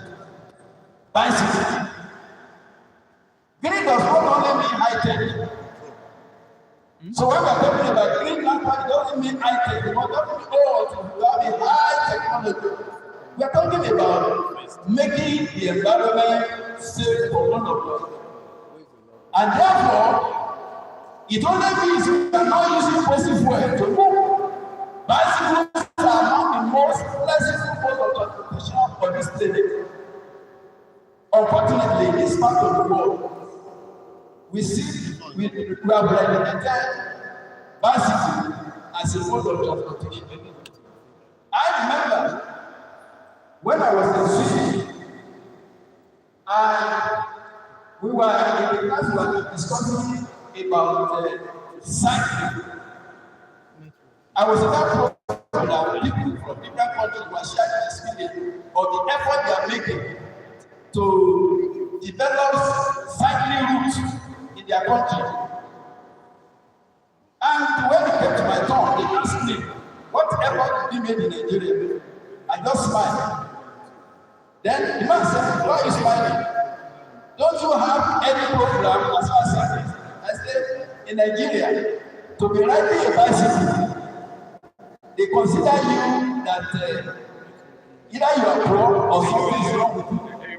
I say, because all a vehicle in Nigeria is a standard symbol. That a young man with a Nigeria is first to get a program and he has his own. The next thing he needs to buy. So, bicycles are the best. And they look at me.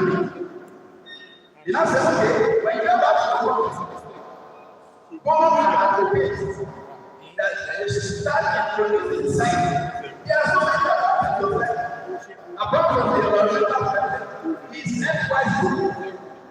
But the challenge is that we cannot do cycling in our city when infrastructure are not provided.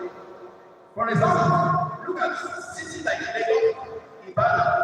When we expect that there should be a cycle that will provide for people who want to cycle. I remember we had the Minister of Transportation in Obasanjo. The man with the thank you, sir.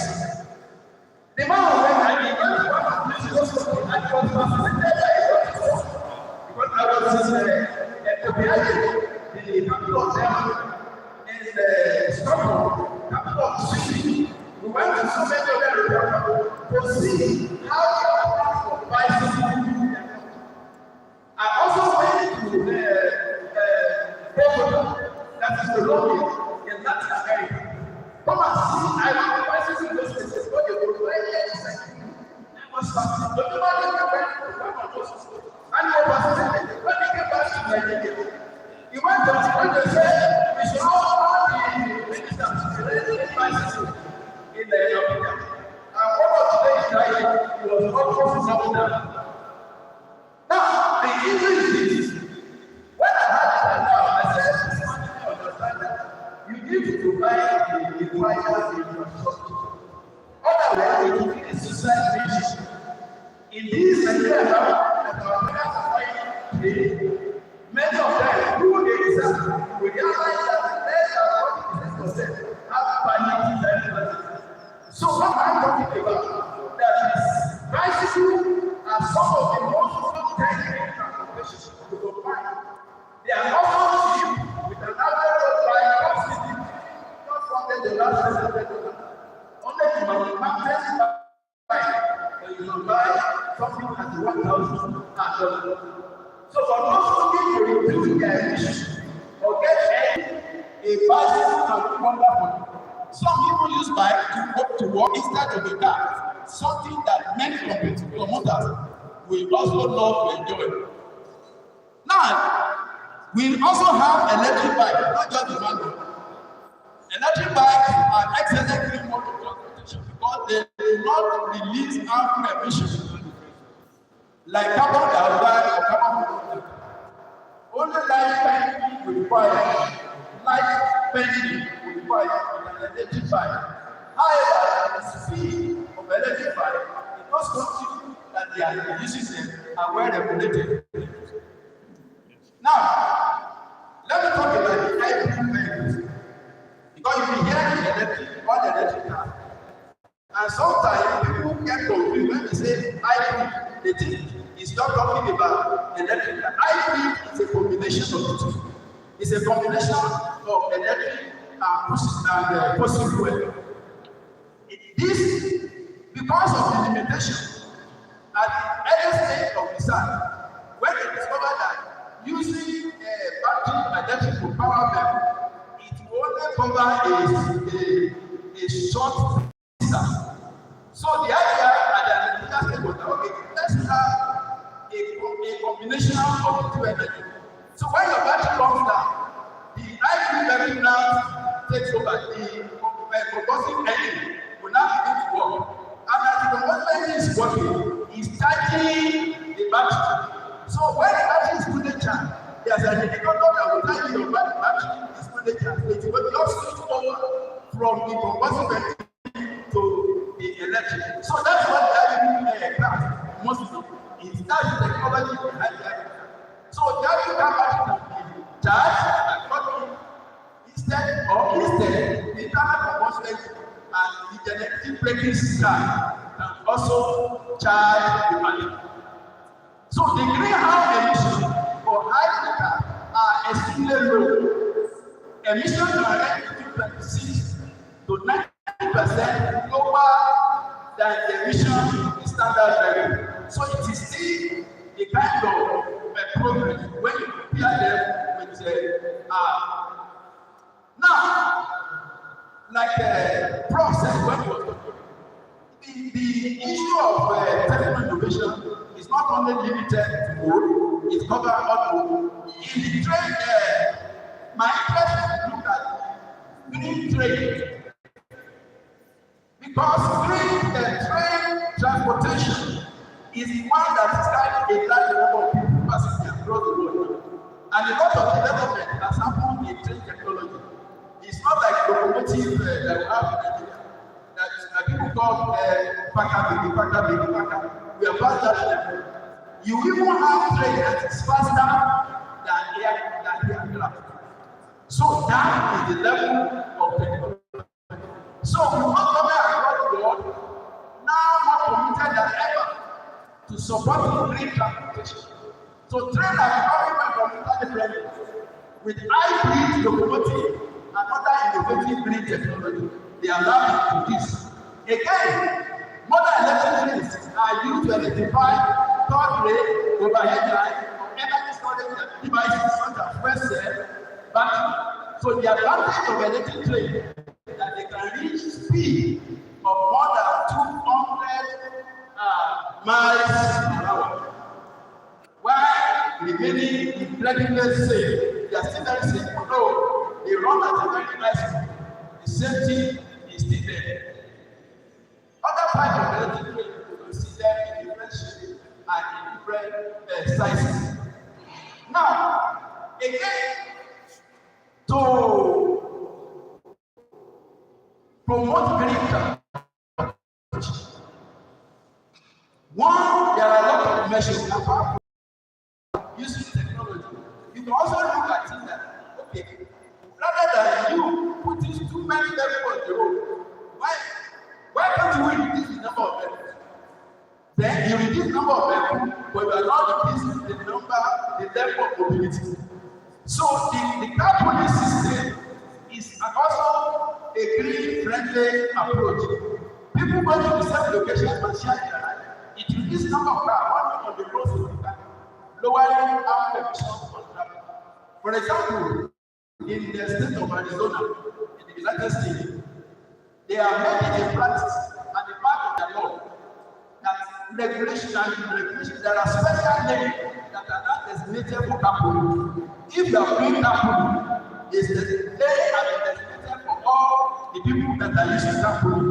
And car share, they now develop car. For example, you are living in a commercial now.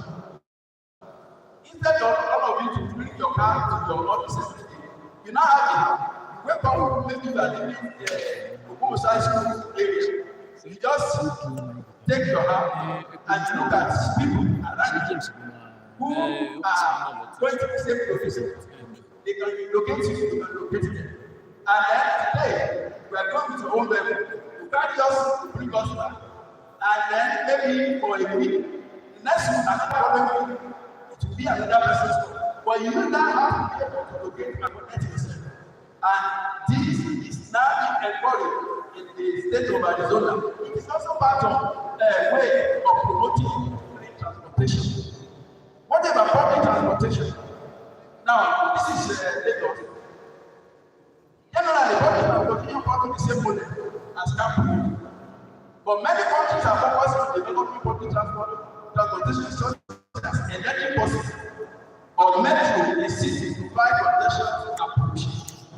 Now, we are looking forward to that our public transport, public buses will now be using electricity or using solar or using other environmental friendly energy, which will help us to reduce pollution. Like Prof said later, we were giving an example of the country where all their tricycles are now using electricity, using battery. You can imagine if all our motorcycles in commercial, tricycle, they are all using electricity, but you are using battery. You can see the level of pollution will have gone down. And this should be where our direction or our efforts should go towards. So that's the majority of people in our area prefer public transportation and city and parking. And on the other hand, the public commune can save time and money. Yes. What about working? To be working. What about young people today? They don't work again. They don't like working. I used to tell my children, you are going to a distance of less than 1 kilometer. You are asking for transport fare. I used to tell them, I say, do you know where my house was? I was living in there. And I was schooling in a commercial pharmacy. Every day we pray. In the morning, we come back, we pray. Who is going to give you transport fare? But these days, young people don't want to drive again. But the driving is also promoting green transport, especially for short distances. And it's also, it has also health benefits. You are not contributing to any greenhouse. There is no any emission, it is zero emission. You will even save your money. Out of your pocket money, you will save it. So, walking is also a good way to promote. Now, let me make it a rundown of the benefits of green transportation. It promotes health. Energy also for exposure as much as cold body. Gas leading to an increase in heart and other cardiovascular diseases. So, if we are able to reduce emission level, our health condition will be improved. Researchers have shown that there are diverse researches that have been done and have proved that. Now, sustainable transportation promoting sustainable economy You know, I mentioned that the new modern transport that is environmental friendly, they are cheaper. The cost is cheaper. So definitely, it will have a long effect on promoting sustainable economy. So university in sustainable transport play a very significant role in creating new jobs.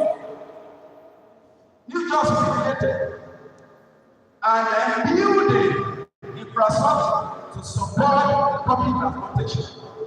So developing cleaner alternative to diesel, fuel, or vehicle, then starting this new mode of transportation will also generate more job opportunities.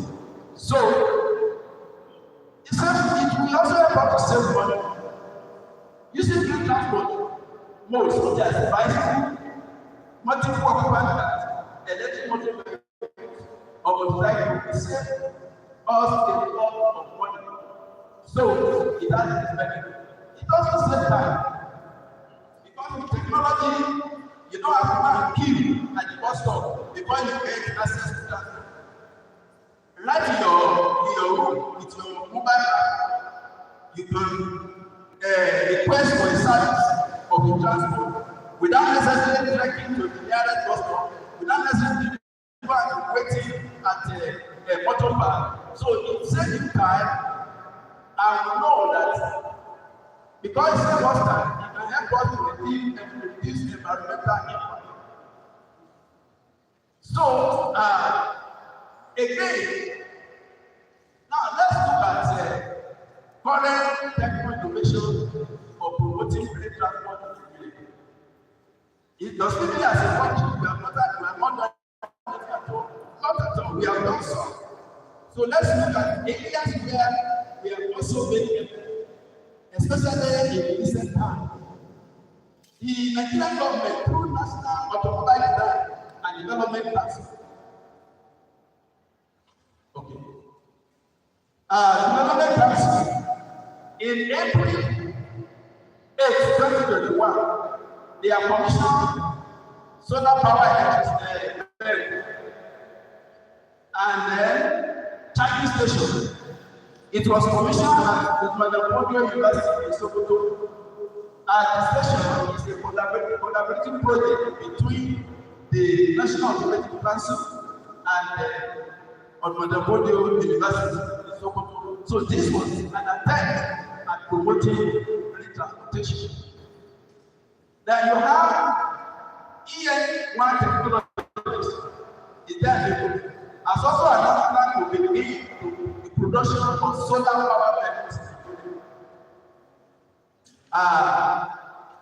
That was announced in April 2023. Yes, there is something in the news that some of us may have also seen about a Nigerian, a young Nigerian guy who has attempted to convert internal combustion vehicle into solar power vehicles in Maiduguri. It was a student of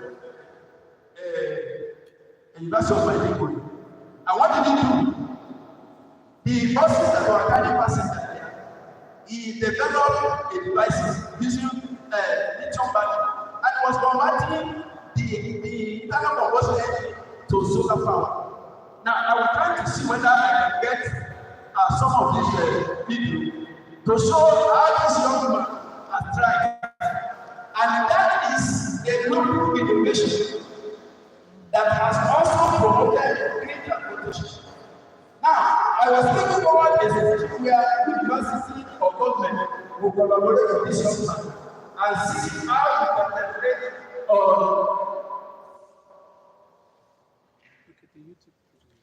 how to penetrate communities.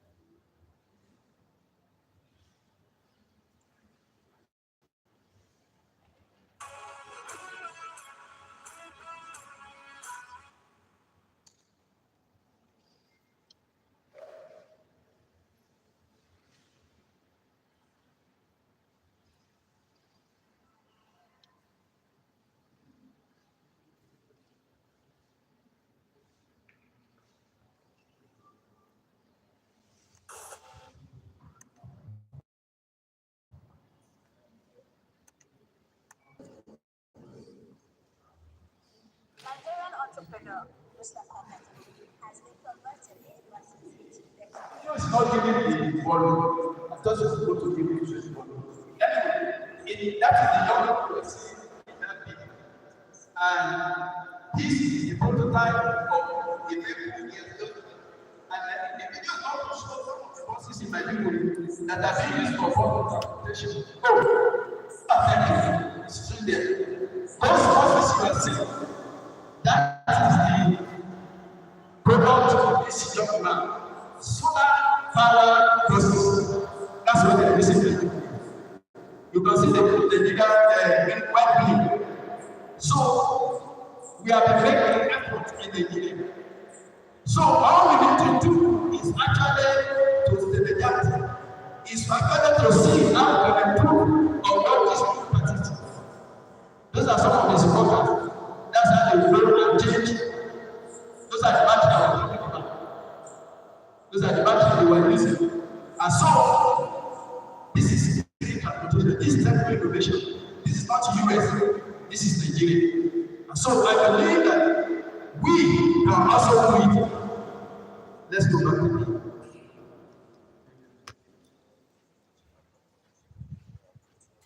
Thank you. Now, let me put it. What are the main challenges for development of transport in Nigeria? Because my time is up. Now, the main challenges is that development of green transport is very costly at the initial stage. So we need to invest. The Nigerian government, the private sector need to invest in these technical innovation for promotion of green transport. But we don't have that resources. Number two challenge is lack of infrastructure and adequate technical know-how.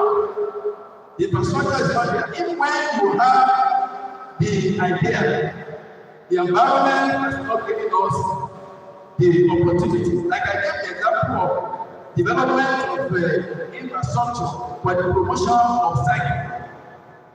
Electricity access and reliability gap is a major problem. You say you want to use electricity to charge vehicles. Get electricity. Where is it? It's not there. Since I came yesterday in my area, they brought light about 3 hours. And they took it up again. Till I left this morning, around 9:30, there was no light. So, how do you promote green transportation, alternative energy, when even there is adequate shortage of electricity? Then political entrenchment of oil and gas. Nigeria is an oil and gas producing nation. And because we have so good to oil as if there is not any other way, and you don't have all the resources. There are so many other alternatives. So, but the government must have this green power to encourage other energy to if we must promote green transport. Now, measures to promote green transportation. I have the list of them. Efforts must be intensified, and there must be increased funding for researches in green energy and green transportation, particularly for Nigerian universities and other research institutions.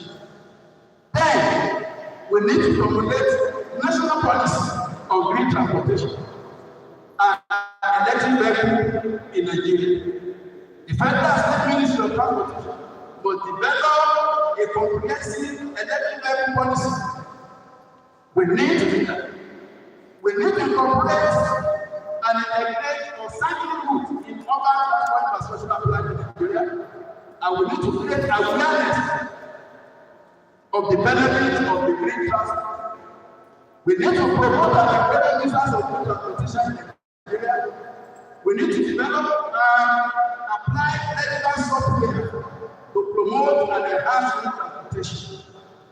Provision of facilities and infrastructure that make use of green transportation possible must be provided. Private sector should be encouraged to invest in the production of green energy and green transportation. Public and private collaboration is the the way to go. If the both measures to be achieved, we should start into the use of electric vehicle markets, like you have personal. One way to lower the upfront cost of e-vehicle is to import used vehicles from other countries. We have been importing internal combustion vehicle in Nigeria. That is our problem. Why can't we start importing electric vehicles? The used one, if we don't have infrastructure to start our home, perhaps when we start using them, start seeing the benefit, we create the awareness of the usage of the green transport. Then, we need to introduce innovative business model for timely infrastructure. The Nigerian government is already overburdened the responsibility of providing primary electricity assets for millions without modern energy services. Notwithstanding, the government can liberalize the type infrastructure to make the private sector participate. And we also draw from the experience of Kenya, other African countries. Take for example, Kenya. We can also draw from the experience. Kenya has gone a little far in this green energy transportation, especially for their public transportation system.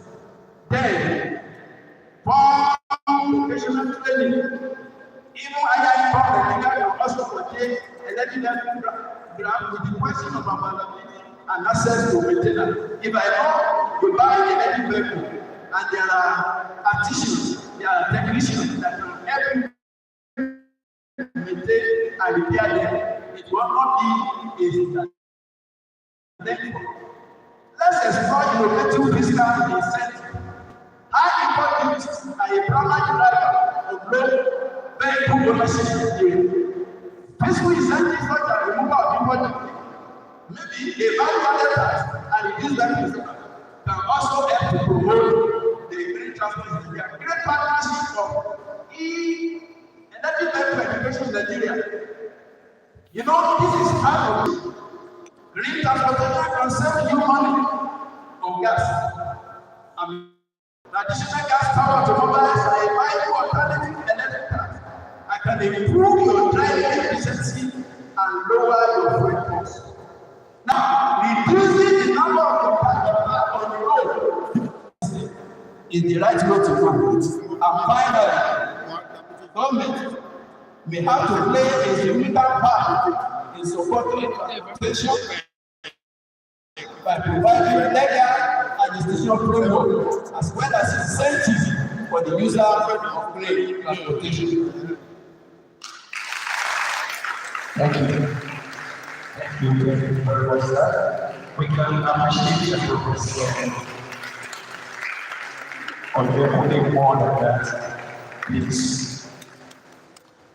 Questions, observations, modifications. Questions, observation, and communication. Firstly, I will recognize Dr. H.T. Pastor from the Accounting Department. You are welcome, sir. Questions? Okay, Dr. Pastor.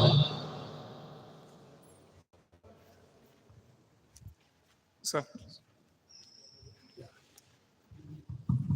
I think I appreciate the speaker. It was a well prepared speech. My question is this. On this technovation, we are still battling with G3 and G4. I think, or my son told me that China is already using G7. And that G7 can move with very accurate data, even that we are talking about. But how do we now solve the problem of infrastructure? You know, in your concluding part, you said there are some mitigating, what we can call problems that are mitigating against adoption of all these suggestions that we make. How do we solve the problem of the system itself and the infrastructure? Because it is the innovation, the amalgamata. Anything that is not profitable, even when I expect, if you want to embark on this innovation of green transportation, The objective is profit. There should be a cost and benefit analysis. Now, on the issue of infrastructure, most of these infrastructures that are to be used are designed somewhere else, and we are going to delay them there. Then another thing there is that we are inventing it here. Is it going to be cost effective? And if it is not cost effective, what can we do again about it? Because most of these infrastructure technology infrastructures will need to look at the cost implication. Because I've done some consultancy for some companies when we say use car, use computer, use accounting software. We have discovered that some operations, they are not cost effective. They are very good. They are easy way of doing things. But if they are not cost effective, the owner of the business might not be fascinated because profit is the end result of all these things. How do we make profit of all these information? Thank you, sir. Councilor Babano. Thank you, sir. Thank you, Prof, for the thoughtful lecture. I have two questions. The first, we are talking about green transportation. And also, we are aware of greenhouse gases. Greenhouse gases. Greenhouse gases. Yes. Now, we talked about software for easy accessibility of vehicles, like Uber and so on. And I am quite aware that most of this software work with radio frequency identification, which has a very powerful radioactive rays, which is not environmental friendly. Like most of these apps we carry around, they have to connect with telecommunication mask. And I don't know if environmental impact assessment of these facilities are truly taken into consideration in this part of the world. So my question is, if we are saying green transportation, don't these apps that we are using, are they not noisy for the green transportation? Then secondly,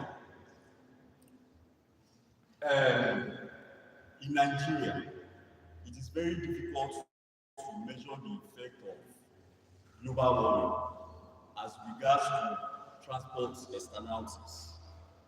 You get it? That is difficult to measure the externalities of global warming as regards to transport. What I mean is, transport activity, there is a lot of emission of pollutants into the atmosphere. But it's difficult for us here to measure the quantity of these pollutants that is going into the environment. For instance, we have heard about acid rain in the advanced country as a yardstick to environmental pollution. What are the visible evidence have we seen in Nigeria as regards to transport externalities? Thank you, sir. Thank you, sir. I'm Yusuf for the back. I only have during your talk, you told us to shy away from the importation of carbon vehicles, that we should go for electric vehicles. Then, when you have this electric vehicle facility, it provides for this electric vehicle. But in Nigeria, none exists for now. Electric vehicle, none exists for now.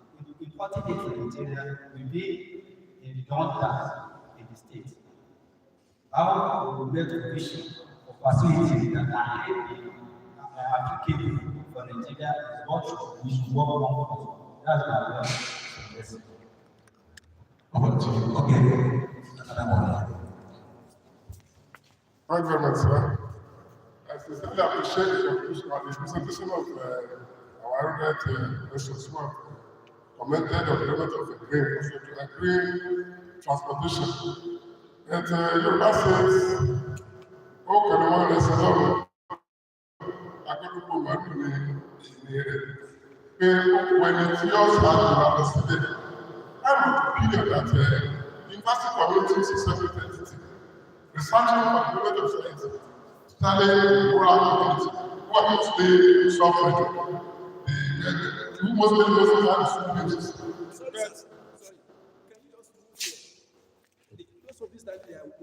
Okay, I quite appreciate the presentations of the eminent persons who have really demonstrated the reality of place development of place transportation in Nigeria. And I said, you last year's knowledge that all the world is strong, and I don't go back to the what my just that you are also there. As we have recognized, how we feel that the development of the staff government are basically to make life conducive for the people in the grassroots, because we in the rural setting, we know how to make this possible. So in view of this, I want to ask, how do you create a good synergy between the university community, coming up with research academics, and several areas of this kind, to involve leadership in the class, the artisans, all sectors of the public, so that they keep and to it. Because I'm of the opinion that a lot of researches have been produced from university community, but when it gets to the level of implementation, and it doesn't pay that, it becomes a problem. We in the community development, we say, doing proper development that provide for the need of the president and those of the future. If the side products, productions here, are not being implemented at the grassroots or by the government, they do. Most of, although we have a lot of way that few from the universities are also politicians, commissioners, this and that. But when they get to the political field, they refuse to implement what they want to actualize here. That's my concern. I like to stand on this. Look at it. Please clap for him. We really have to very fast. Thank you very much.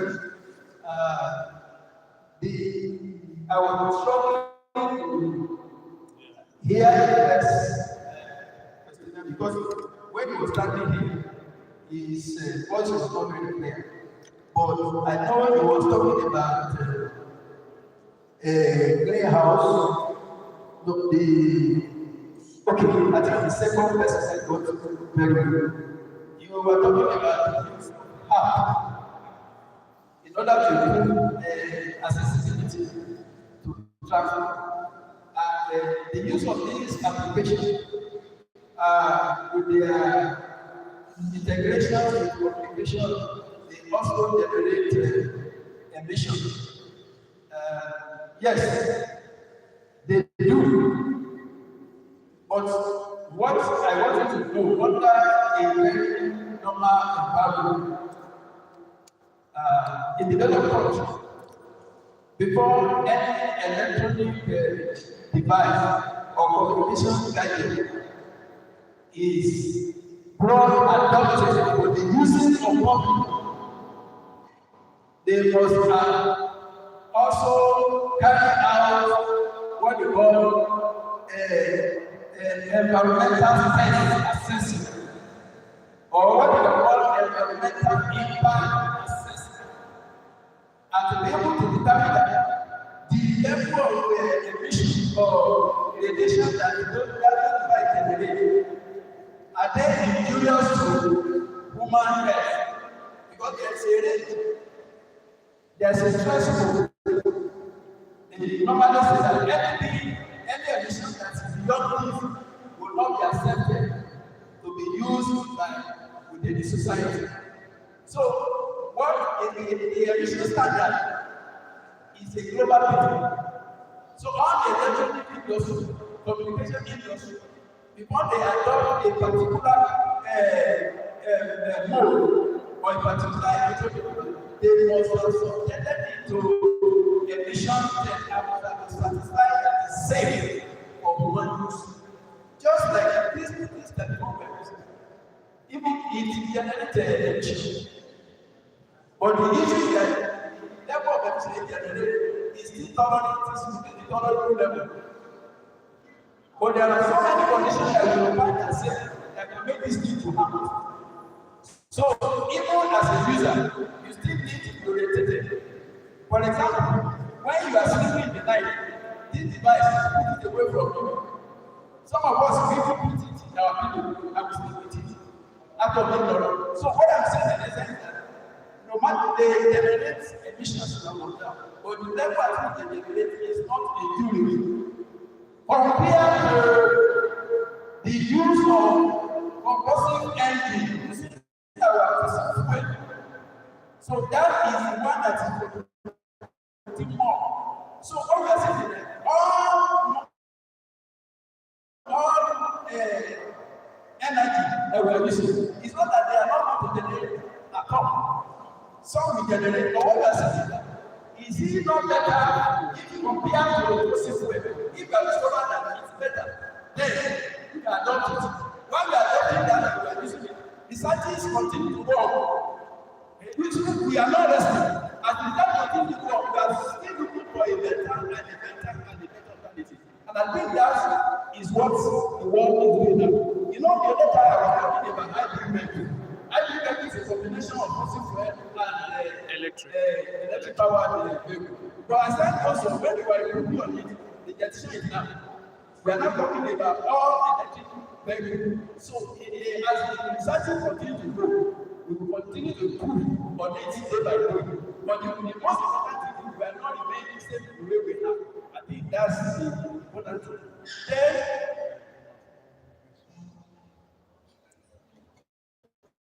yes, we will probably ask about the physical option. Is there physical evidence of the impact of transport emission to human health or to the environment? There are physical options. And you know, in the field of environment, so many disciplines are involved. Even chemists, they also look at different emissions, both chemical, particulate, and different type of emissions that are being generated by transport. And they look at them, they are able to quantify them. And they through the quantification, they know that at a particular level, anything that is more than this within the atmosphere is going to cause damage to human health. For example, it starts with difficulty in breathing. Look at the particulate you see. If you are living on that before, you will see the evidence of what you are talking about. The pollution of refining. You will see their roof of their houses. They turn black. Within a short time, the zinc gets rusted. The rate at which they have to be maintaining their building in River State, every year they have to be renovating their infrastructure. Otherwise, you see them coming back. You will, in your time, where you see the floor like this, you put your leg, everything will come down. What physical evidence are we talking about? You can they are very, very physical. And again, you hear no kind of vascular diseases, diseases of the lung, breathing problem, cancer. They are all that they are starting to have in relation to the emission level. Take for instance, we did pollution study in Lagos, Nigeria City, sometime 2011. We took sample of Lagos, Kano, Kaduna, what we saw in Lagos in particular, we were wondering how people are still living. Because by the time we measure the level of pollution and compare with the global standard, we are far away. Ordinarily, we are not even, by scientific reasoning, they say we're supposed to have died, but people are still living. We still find people living. So the evidence is very, very physical. Now, the last thing, I would president. Okay, sorry, somebody mentioned about when I talk about electricity. Yes, and all electrical does not mean using of electricity, more than when anything that is electrically powered, that's why you have a lithium battery. So the electric vehicle I'm talking about is the electric vehicle that uses battery, not the normal electricity you are using to power your houses or your buildings. So the electric vehicle that come with its own self-sustained energy. That's the one I'm talking about. And it uses battery, not connecting it to the public electricity. Because the public electricity is not even sufficient for the usage of industry and domestic need. So that's the one I'm talking about. And you know that if you start doing that, you have created market, you have created job opportunity. So you now begin to train people who you can create industry that will produce some of these batteries and those electric vehicles. Then you train our teachers on how to maintain this electric vehicle. So I think that's not the point I was making. The last thing that somebody said, how do you place synergy between community and the university? I would say that what you have observed is one of the things anytime I have opportunity of speaking in the forum like this, I usually challenge the university we need to go out. The university should not stay in their cocoon. Whatever is not your goal. Let us go out and set the idea to people in the industry. We are starting them to community go out. So I perfectly agree with you. It's not like in their development, they say they do essential services. Essential services as a result of design their job, and they are come up with solutions that will help the farmer. So we want to go to the villages and tell the farmer that we have discovered better way to farm. You can use this high-yielding crop, high-yielding seed. You can adopt this new method of farming, and you will see that your crop will be better. That's the kind of thing I expect us to be doing. So the university needs to go out. Maybe it's a challenge I want to put aside, random, is that this research of the transport environment identify the artisans in the global. Identify that I know they have people. One thing you think about the fact is that people those that are selling matter logo, they have association. You can identify them. You go organize training for them on how to maintain the modern vehicle, the hybrid vehicle, the electric vehicle. We need to protect them. That's also contributing to the local community. I think that's the way you guys have to go. It's not just to discuss about yourself and we clap hands and everything. I think whatever field we need to go out with. Thank you very much.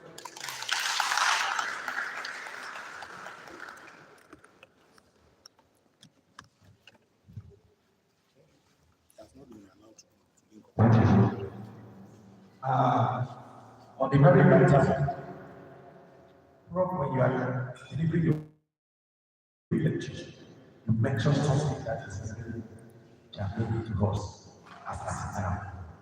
When we talk about technology innovation, you mentioned carbon, and then today I can say that for you, the carbon system is an alternative to world society.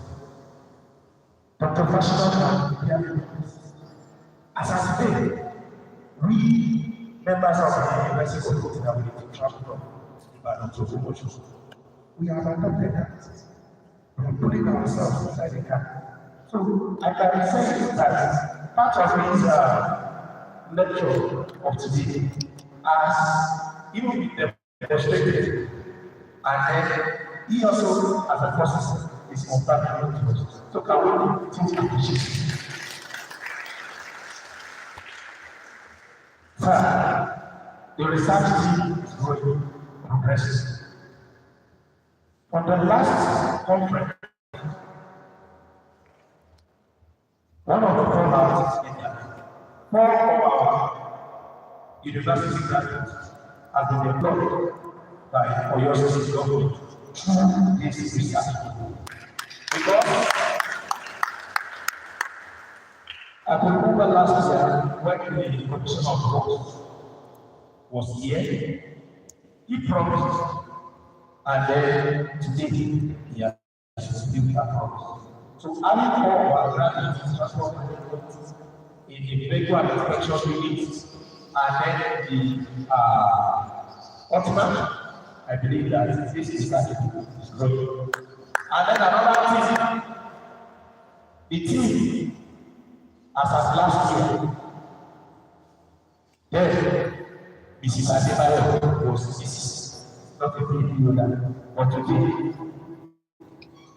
is now Dr. Adebayo. Another one, between last year November and this year November, Mr. Ogudele Victor. Then, but now, Dr. Victor Ogudele. Another one, then Mr. Babalola. But today, we have Dr. Babalola. I think we can appreciate this more than this. Even we can have a national relationship because it's not about just research, it's not about they also they are in practice and then they are bringing their own service. So thank you to them.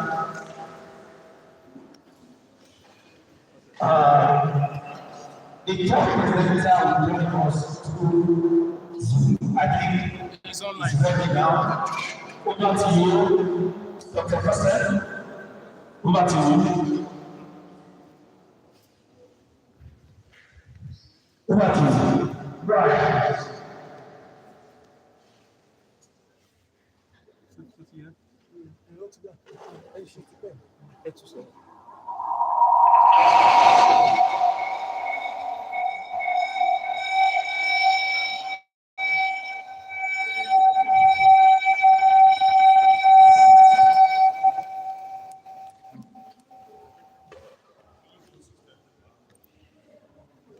Speak to him again. Now, you can start.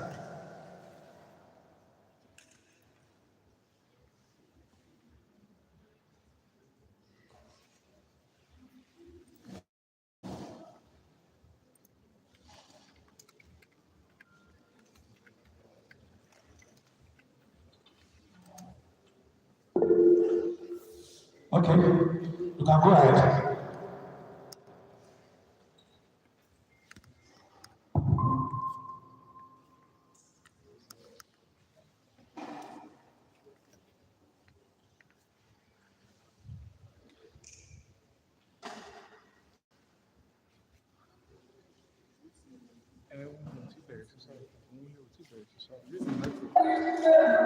Hello, can you hear me? Am I on? Yes, you are on. You are on. You are on. It's okay. Go ahead. You are on. Yes, you are on.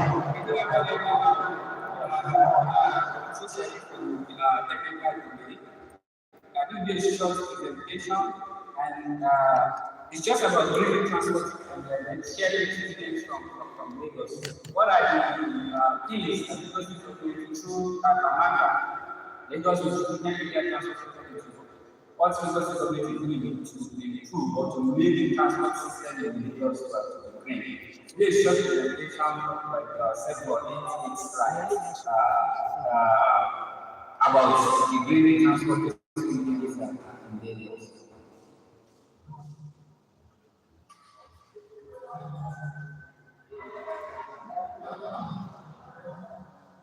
Sorry.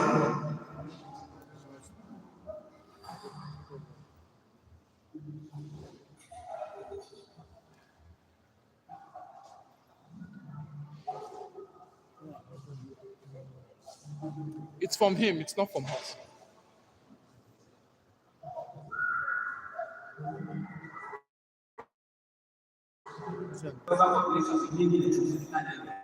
Not the entire population of Lagos. And we know Lagos has between 24 million inhabitants in Lagos. And Lagos has 2 million people, which shows the number and then the population, the movement, and total children because it's so huge.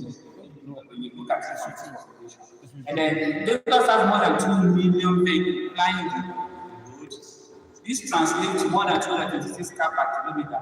And then we have the 4 major seaports in Lagos, accounting for more than 75% of Nigerian import and also 68 all-time farm. You know, because of the inefficiency of our pipeline, we resort now Nigerian resources of farmers and Eastern farmers in Lagos.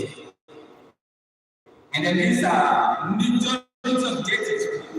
Transportation of fuel located in Lagos. And then we all know, of course, that Lagos has the largest airport in Nigeria. So all this contributes significantly to the problem of transportation in terms of manifestation, in terms of congestion, in terms of delay in traffic, in terms of and so many other issues with the entire transportation system. And then looking at Lagos public transport system, buses share has more than 70% of the entire public transport system in Lagos, carry more than 70% of the trips. And then under this 70%, is just BRT has just 3%, while yellow buses is accounted for 67%.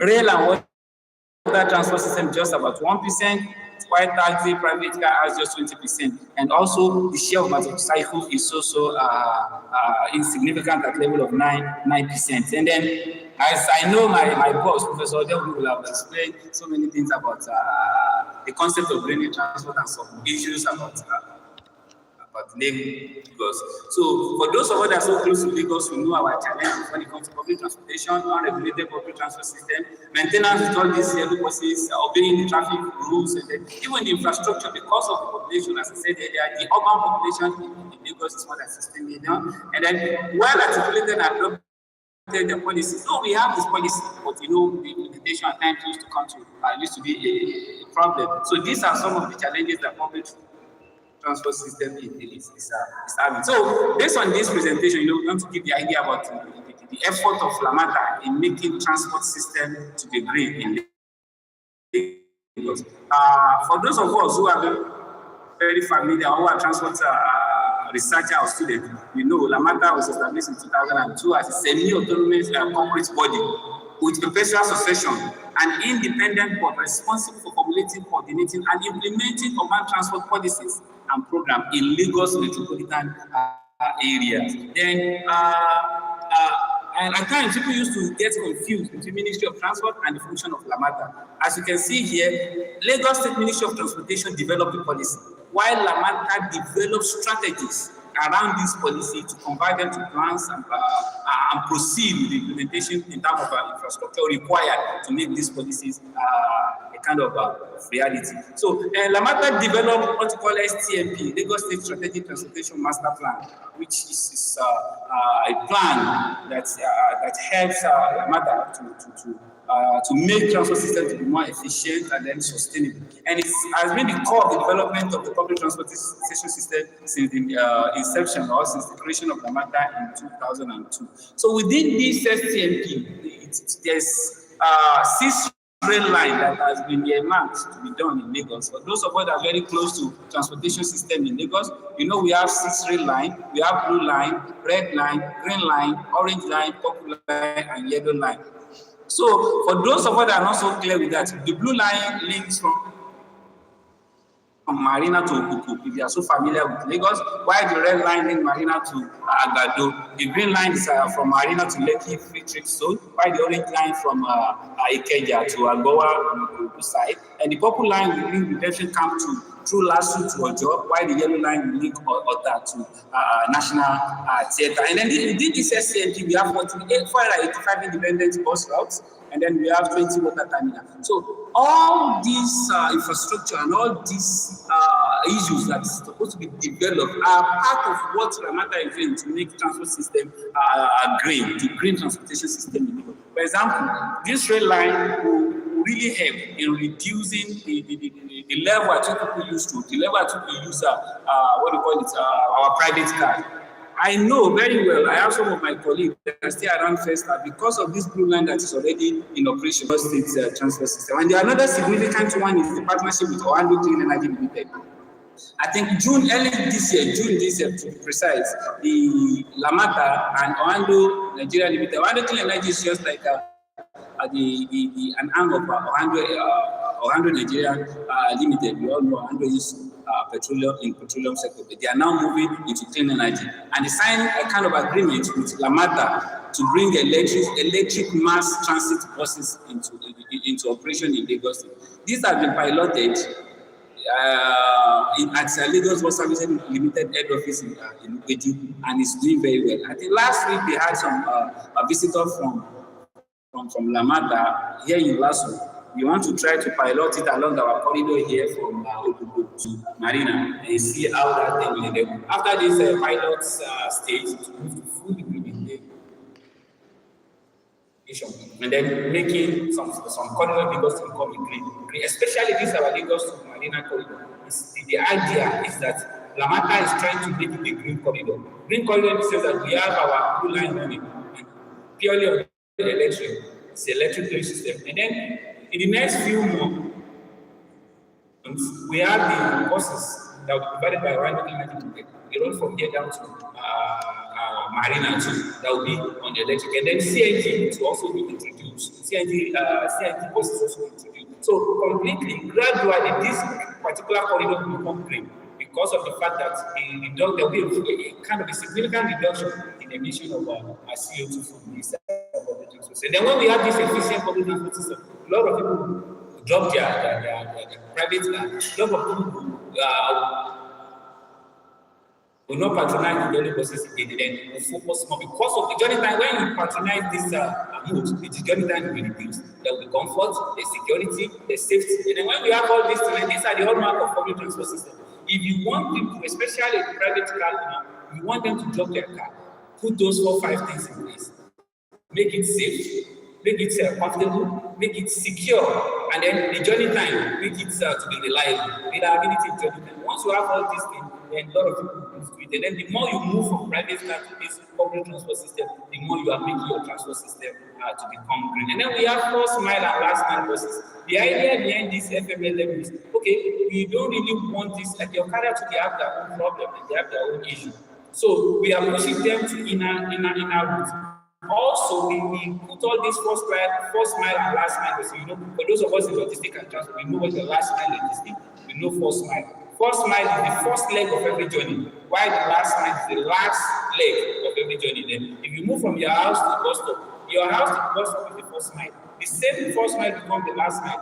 After you being dropped by the bus stop, you have to take your car down to the front of your house. That's the last mile. So, Lagos government through Lamata is introducing this FMLM policies to make sure that, okay, instead of using safe and controllable, they can introduce it to the narrow and make it. And then these are also being integrated with the entire public transport system. If you have Cowley card, in Lagos we have Cowley card that we use to pay for our transport in Lagos.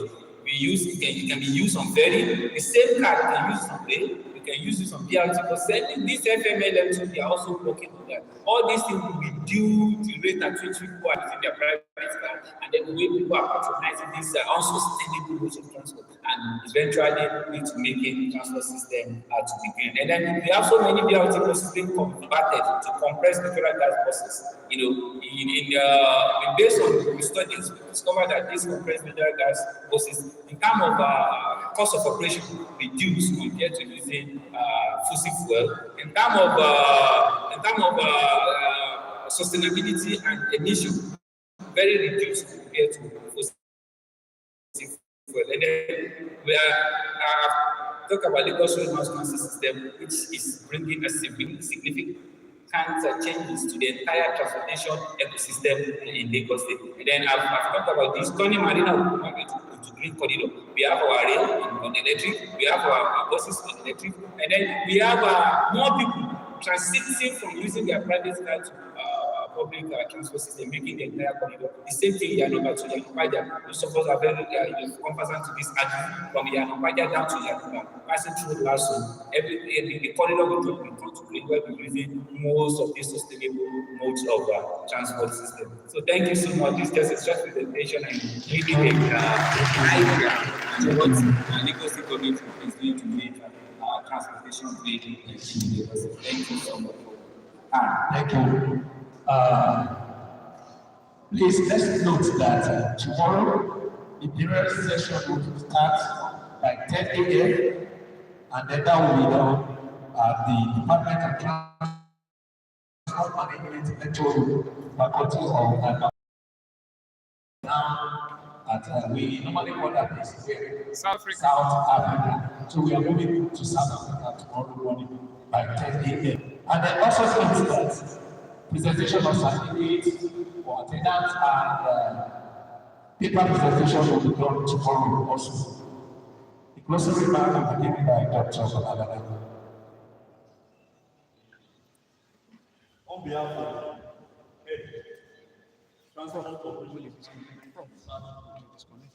we sincerely thank you for taking part in this moment, most especially our speaker. Thank you for the impactful lecture, important second. We really appreciate it. Then our decision to management of the school for allowing this type of debate. Thank you to all participants. Thank you, and we pray that programs will be when you are going back to your destination. Thank you, thank you, thank you.